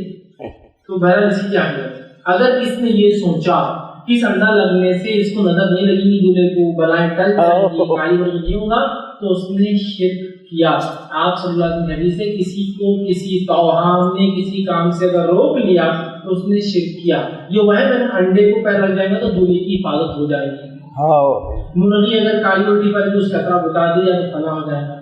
7 شادی شدہ مردوں کے سر پہ اگر سہرا لگ کے آئیں گا تو یہ بھی سہاگ, مطلب اس کی بیوی نہیں مریں گی, یا پتہ نہیں یہ نہیں مریں گا, کیا معنی ہوتا ہے اس کا نہیں معلوم, چونکہ عورتیں سہاگن کا لگاتی, مطلب یہ ہمیشہ بیوی والے ہیں. اب مرد کا لگائیں گا تو بہرحال پتہ نہیں کچھ تو بھی ہوتا ہے, 7 لگائے تو بولے اس کا شوہر مرتا نہیں, اس کی بیوی مرتی نہیں. تو یہ تمام چیزیں توہام ہیں, مطلب یہ ایسی چیزیں اس کے اسلام میں کوئی بیسس نہیں ہے, بنیاد نہیں ہے. تو لہٰذا کالی مرغی, انڈا, نمک اتارنا, بھلا میں رکھنا, یہ تمام چیزیں شرک ہے. اور اگر کوئی بولے نہیں شرک نہیں, ہم کو پتہ نہیں تھا ہم نے کر دیا, تو بھی یہ ایک سخت ایسا عمل ہے جس کو فوراً اس نے سیکھے ہو تھوڑا, اس لیے کہ جب آپ شادی کرے تو آپ کو پتہ ہونا چاہیے اس میں کیا کرنا چاہیے. جب گاڑی لے تو آپ کو پتہ ہونا چاہیے اس کے لینے میں کیا دعائیں پڑھنا ہے کیا نہیں, یہ سب پارٹ ہے ہمارے دین کا. اب نہیں سیکھ کیا بولیں گے میں نے کر لیا تو نہیں چلیں گا. لہٰذا اگر اس عقیدے سے کیا تو اس نے ظاہر سے انڈے کو اپنا محافظ بنایا, اس مرغی کو اپنی بلاؤں کو ہٹانے والا بنایا, اسے تعویذ جو کام کرتا ہے وہی ہو جا رہا ہے. لہٰذا یہ شریعتاً حرام ہے. اور یہ السلام علیکم جی. عقیقے میں ایسا اکثر دیکھنے میں آتا ہے کہ ایک بیل یا گائے میں 7 حصے کرتے ہیں, تو کیا یہ جائز ہے, یا پھر ایک جان کے بدلے 2 بکرے دینا ایسا بھی کہا جاتا ہے, تو یہ کہاں تک درست ہے, کون سا صحیح پارٹ ہے اس میں سے؟ بھائی نے ایک سوال کیا کہ عقیقے میں لوگ بڑے جانوروں میں کرتے ہیں, حصے ڈالتے ہیں, 3 لڑکیاں ہو گئے, 2 لڑکے ہو گئے تو 7 ہو جاتے ہیں, لڑکوں کے 2 حصے 4 اور لڑکیوں کے 3 7, اور اس کے لیے انتظار بھی کیا جاتا ہے. عقیقہ ہو رہا بولے گھر میں, کس کا عقیقہ ہے تو بولے یہ بچے کا, اس کی شادیوں کی نانی عقیقہ اب کر رہے, اس کے بچے کا اور اس کا ملا کے کر رہے تھے. وہ بیل بن رہا نہیں تھا نا, مطلب بیل پورا نہیں ہو رہا تھا کمپلیٹ, تو روکے تھے ابھی. حالانکہ حدیث میں الفاظ ہے بچہ رہن ہوتا ہے عقیقے کے بدلے. رہن سمجھتے ہیں نا, کسی چیز کو لیتے ہیں تو کچھ رکھ کے لیتے ہیں, دینا چاہیے. بہرحال تو کیا ہوتا ہے تو یاد رکھیے, ابن ابی شیبہ کی ایک حدیث ہے جو موضوع ہے, اس کی سند اس میں ہے کہ بیل میں یا گائے میں بڑی جانور عقیقہ ہوتا ہے, جو کہ موضوع ہے سندن. باقی صحیح عمل کیا ہے؟ صحیح عمل یہ ہے کہ لڑکے کے لیے 2 دم مطلب جان خون, اور لڑکی کے لیے 1 دم کے الفاظ, سمجھ رہا. تو لہٰذا لڑکے کے لیے 2 بکرے, بکری, مینڈا, مینڈی, کچھ بھی چل سکتا ہے, 2 مذکر مؤنث دونوں چلیں گے نا. بہت سے لوگ بولتے بکری میں ہوتا ہے, بکری میں ہوتا ہے. اور لڑکی کے لیے 1 بکرا یا بکری, مینڈا یا مینڈی, چھوڑا جانا دمبا یا دمبی بول سکتے ہیں اگر گلف میں ہوتا, ٹھیک, لیکن مینڈے کی قسم ہوتی تو یہ چلیں گا. تو 2 جان اور 1 جان کے لفظ ہے, 2 حصے اور 1 حصے نہیں. اور اس کو بیل پر خیاس ہے, خیاس, جبکہ دلیل موجود ہے آپ صلی اللہ علیہ وسلم اور صحابہ میں سے کسی نے بھی بڑے جانور میں عقیقہ نہیں کیا, حالانکہ بڑا جانور بہت موجود تھا, کثرت سے نہیں کیا. اور وہ حدیث موضوع ہے سندن, اور باقی صحیح حدیثوں میں ملتا ہے 1 کرے, 2 کرے اور 1 کرے. لڑکے کی پیدائش پر طاقت نہ ہو اور 7واں دن آ جائے, لیکن 1 کی طاقت ہے تو 1 کرنا بھی چل جائے گا. لیکن 7ویں دن نہ 2 کی طاقت ہے نہ 1 کی, تو کوئی مسئلہ نہیں, لیٹ اٹ بی, جتنے جلدی ہو سکے. 14ویں دن کوئی بات نہیں, 21ویں دن نہیں. پھر زندگی میں کبھی بھی جیسی سہولت ہو, لیکن اب بچوں کو جمع مت کرتے جائیے. 2 بچے چلو بکرے میں کریں گے, 2 ہو گئے ابھی, لیکن اپنا خاندان بہت بڑا ہے, اور 1 کھندو. 1 لڑکی کی چلو 3 ہو گئے, جمع کر رہے, پھر 7 بکرے بڑی دعوت کریں گے. اللہ نے نعمت دی, چھین لی تو پھر پچھتاتے رہے, یار کر دینا چاہیے تھا عقیقہ, جلدی کر دیجیے نا. نعمت اللہ نے دی ہے, شکرانے میں ہے یہ. اور رہن کے لفظ ہے, اس لیے علماء کہتے ہیں واجب ہے, رہن کے لفظ ہے. بچہ رہن ہے عقیقے کے بدلے, مطلب واجب ہے عقیقہ کرنا. تو کیوں واجب چیزوں کو اپنی دعوت اور اپنے ذائقے کے لیے لیٹ کرنا؟ ارے جو ہے استعداد, ٹھیک ہے, دعوت کی طاقت نہیں نا, بانٹ دو. نہیں وہ کیا ہے, ان کی جو بچے کی امی ہے نا, وہ ذرا ہمارے مائکے میں مطلب اپنے گئے ہوئے ہیں, 40ویں دن آئیں گے تو 40 دن چلا کریں گے. ارے واہ, شریعت بدلیں گے ہم, اپنے آپ کو نہیں بدلیں گے. عقیقے میں کیا ماں کا رہنا ضروری ہے, بچے کا رہنا ضروری ہے؟ کوئی چیز ضروری نہیں. ارے آپ سعودی عرب میں عقیقہ یہاں کیجیے نا, کسی کو بول کر, کہیں بھی ہو سکتا ہے یار, لیکن ہم اپنے حساب سے دین کو ٹرن کریں گے. اگر گورنمنٹ ایجنسی سے یہ آئے کہ 7th ڈے لاسٹ ہے فارم بھرنے کا, بھریں گے نا 21 دن میں, بھریں گے نا 1-2 سال بعد, کرتے کیا, لائن لگا کے تڑپ کے جا رہے. ارے یار ابھی 6 دن باقی ہے نا, ابھی تو آج ہی ڈکلیئر ہونا, کام پہلے ہو جانا. شریعت بولی 7ویں دن کر دو. نہیں یہ نہیں, ابھی تو مصروف رہتے, اتنی تھکان ہو جاتی, بچے کا ٹینشن رہتا, بچے کی بیماری تو جلدی کرو. میں تو کہتا ہوں ٹینشن جلدی اتارو, ہاں صدقے میں بھی آ جائیں. نہ وہ نہیں ہوتا, 7ویں دن دیکھیں گے, ابھی 40ویں دن ان کی امی آئیں گے, بچہ آئیں گا, پھر فلاں ہوں گا, پھر ہم یہ کریں گے. ارے نانا بھی کر سکتا ہے، دادا بھی کر سکتا ہے، کوئی بھی راستہ سے نا مسلمان کہہ سکتا ہے تمہارا عقیقہ میں کر دوں، وہ بھی پیسے جائز ہے اس کا، عقیقہ اساس ہے۔ لہٰذا ایک دم یا دو دم حصے نہیں ہے، تو چھوٹے جانور میں ہی عقیقہ ہوگا، لڑکے کے لیے 2، لڑکی کے لیے 1، اور مجبوری میں لڑکے کے لیے 1 بھی کیا جا سکتا اگر مالی استطاعت نہ ہو تو۔ 7 دن میں 1 کی ہے تو 7 دن 1 ہی کر دیجئے۔ اللہ کے رسول نے اپنے ایک نواسے کا عقیقہ 1 بکرے میں دیا، اس لیے کہ آپ صلی اللہ علیہ وسلم حضرت علی کے بھی کفیل تھے، حضرت فاطمہ کے بھی تھے، مطلب ایک طرح سسر بھی ہے اور ذمہ دار بھی ہے، لہٰذا آپ نے کیا۔ حضرت علی بھی کر سکتے تھے لیکن اللہ کے رسول کے ذمہ دار تھے، بڑا بندہ، ایسا اگر والد کسی کے موجود ہے اور وہ کہے ابا کر رہے تو اپن کیسا رشتہ، چلو وہ کر رہے، سمجھ رہے، کر سکتے ہیں۔ تو اللہ کے رسول دونوں کی ذمہ دار تھے، حضرت علی کے بھی تھے اور ان کے بھی تھے، تو لہٰذا آپ نے کیا۔ کوئی بھی کر سکتا، نانا کر سکتا ہے، دادا کر سکتا ہے، چچا، ماموں، تایا، کوئی بھی مسلمان کہہ سکتا ہے بھائی چلو اللہ نے تم کو دیا اولاد، چلو میں کرتا ہوں، تمہارا عقیقہ ہو جائے۔ بھائی کا ایک سوال ہے کہ اگر کسی انسان کی شادی ہوگی، سمجھو عقیقہ نہیں ہوا، عقیقہ چونکہ واجب ہے، جب یاد آئے کہ نہیں ہوا تب کرنا ہے، چاہے انسان کی عمر پھر 100 سال کی ہو اور یاد آ جائے نہیں ہوا ابا کا دادا کا، ابھی کیا جا سکتا ہے۔ فیض بھی سوال یہ ہے کہ سینے پر ہاتھ باندھنے کی جو روایت صحیح ابن خزیمہ میں آتی، تو اس کے تعلق سے کچھ لوگ بولتے کہ ناصر الدین البانی نے اس کو ضعیف قرار دیے کہ اس کے اندر محمد بن اسماعیل نام کا جو شخص ہے سند میں، تو وہ شخص ضعیف ہے، تو صحیح ہے کہ؟ دیکھیے بہت سی بار یہ نماز میں ہاتھ کہاں باندھتے ہیں، اس پہ بہت زیادہ مسائل لوگ اٹھاتے ہیں اور مجھ سے بہت زیادہ لوگ سوال کرتے ہیں۔ اس معاملے پہ میں یہ کہوں گا کہ اس پر ایک بہت لمبی بحث اور گفتگو جو ہے اس کی ضرورت ہے، یہ اتنا آسان نہیں ہے اس چیز کو سمجھ، جیسا کچھ لوگ کہہ دیتے ہیں یہ فلاں فلاں راوی ہے۔ اس معاملے میں ایک سب سے بہترین تقریر یا سب سے بہترین بیان جو کافی بحث، مدلل بحث سے بنیاد ہے، وہ ابو زید ضمیر کا نماز میں ہاتھ کہاں باندھیں۔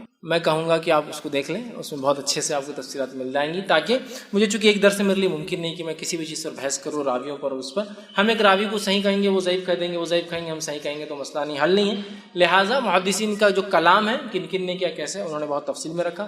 میں چاہوں گا کسی کو اگر یہ بحث میں جانا ہے تو ان کا وہ عنوان جو دیکھ سکتے ہیں۔ السلام علیکم فیض بھائی، یہ سوال تھا کہ قربانی کا جو جانور ہوتا ہے اور عقیقے کا جانور، ان دونوں میں فرق ہے یا عقیقے میں کوئی بھی جانور جو ہے ہم ذبح کر سکتے ہیں؟ بھائی نے سوال کیا کہ عقیقہ اور قربانی کے جانور میں کوئی فرق ہے، ایسا شرائط کے اعتبار سے، کنڈیشنز کے اعتبار سے؟ قربانی کے جانور پر جو شرائط لاگو ہے، 1 سال کا ہونا، دانت والا ہونا، اس کے بعد جو بھی ہے وہ شرائط جو ہے عقیقے کے جانور پہ لاگو نہیں ہے، لہٰذا عقیقے میں آپ کوئی بھی جانور ذبح کر سکتے ہیں۔ دیکھیے بہت سی بات ہوتا ہے نا، دانت والا بکرا 5000 کا ہے، سمجھو عقیقے میں کوئی شرط نہیں، آپ 2000 میں آ رہا ہے نا 2-3 مہینے کا وہ بھی کاٹ سکتے۔ قربانی اصل ہے، سمجھ رہے ہیں بات کو، اس میں شرائط نہیں ہے۔ زیادہ صحیح جو معاملہ ہے وہ یہی ہے کہ اس میں کوئی کنڈیشن نہیں، حالانکہ کچھ سلف کے علماء نے کہا کہ عقیقے میں وہی کنڈیشن جو قربانی میں، لیکن وہ ان کا خیاس ہے، اس کے لیے ان کے پاس کوئی دلیل موجود نہیں ہے، تو لہٰذا دلیل کی غیر موجودگی میں ہم کہہ سکتے کوئی بھی جانور، چونکہ حدیث میں ذبح کرو، اگر یہ جانور میں شرائط ہوتے تو اللہ کے رسول کے تعلق صحابہ ضرور بیان کرتے کہ حضرت حسین کا عقیقہ ہوا، اللہ کے رسول نے فلاں ذبح کیا، خالی ہے کہ ایک کیا اس لیے کہ آپ کے استطاعت نہیں تھی۔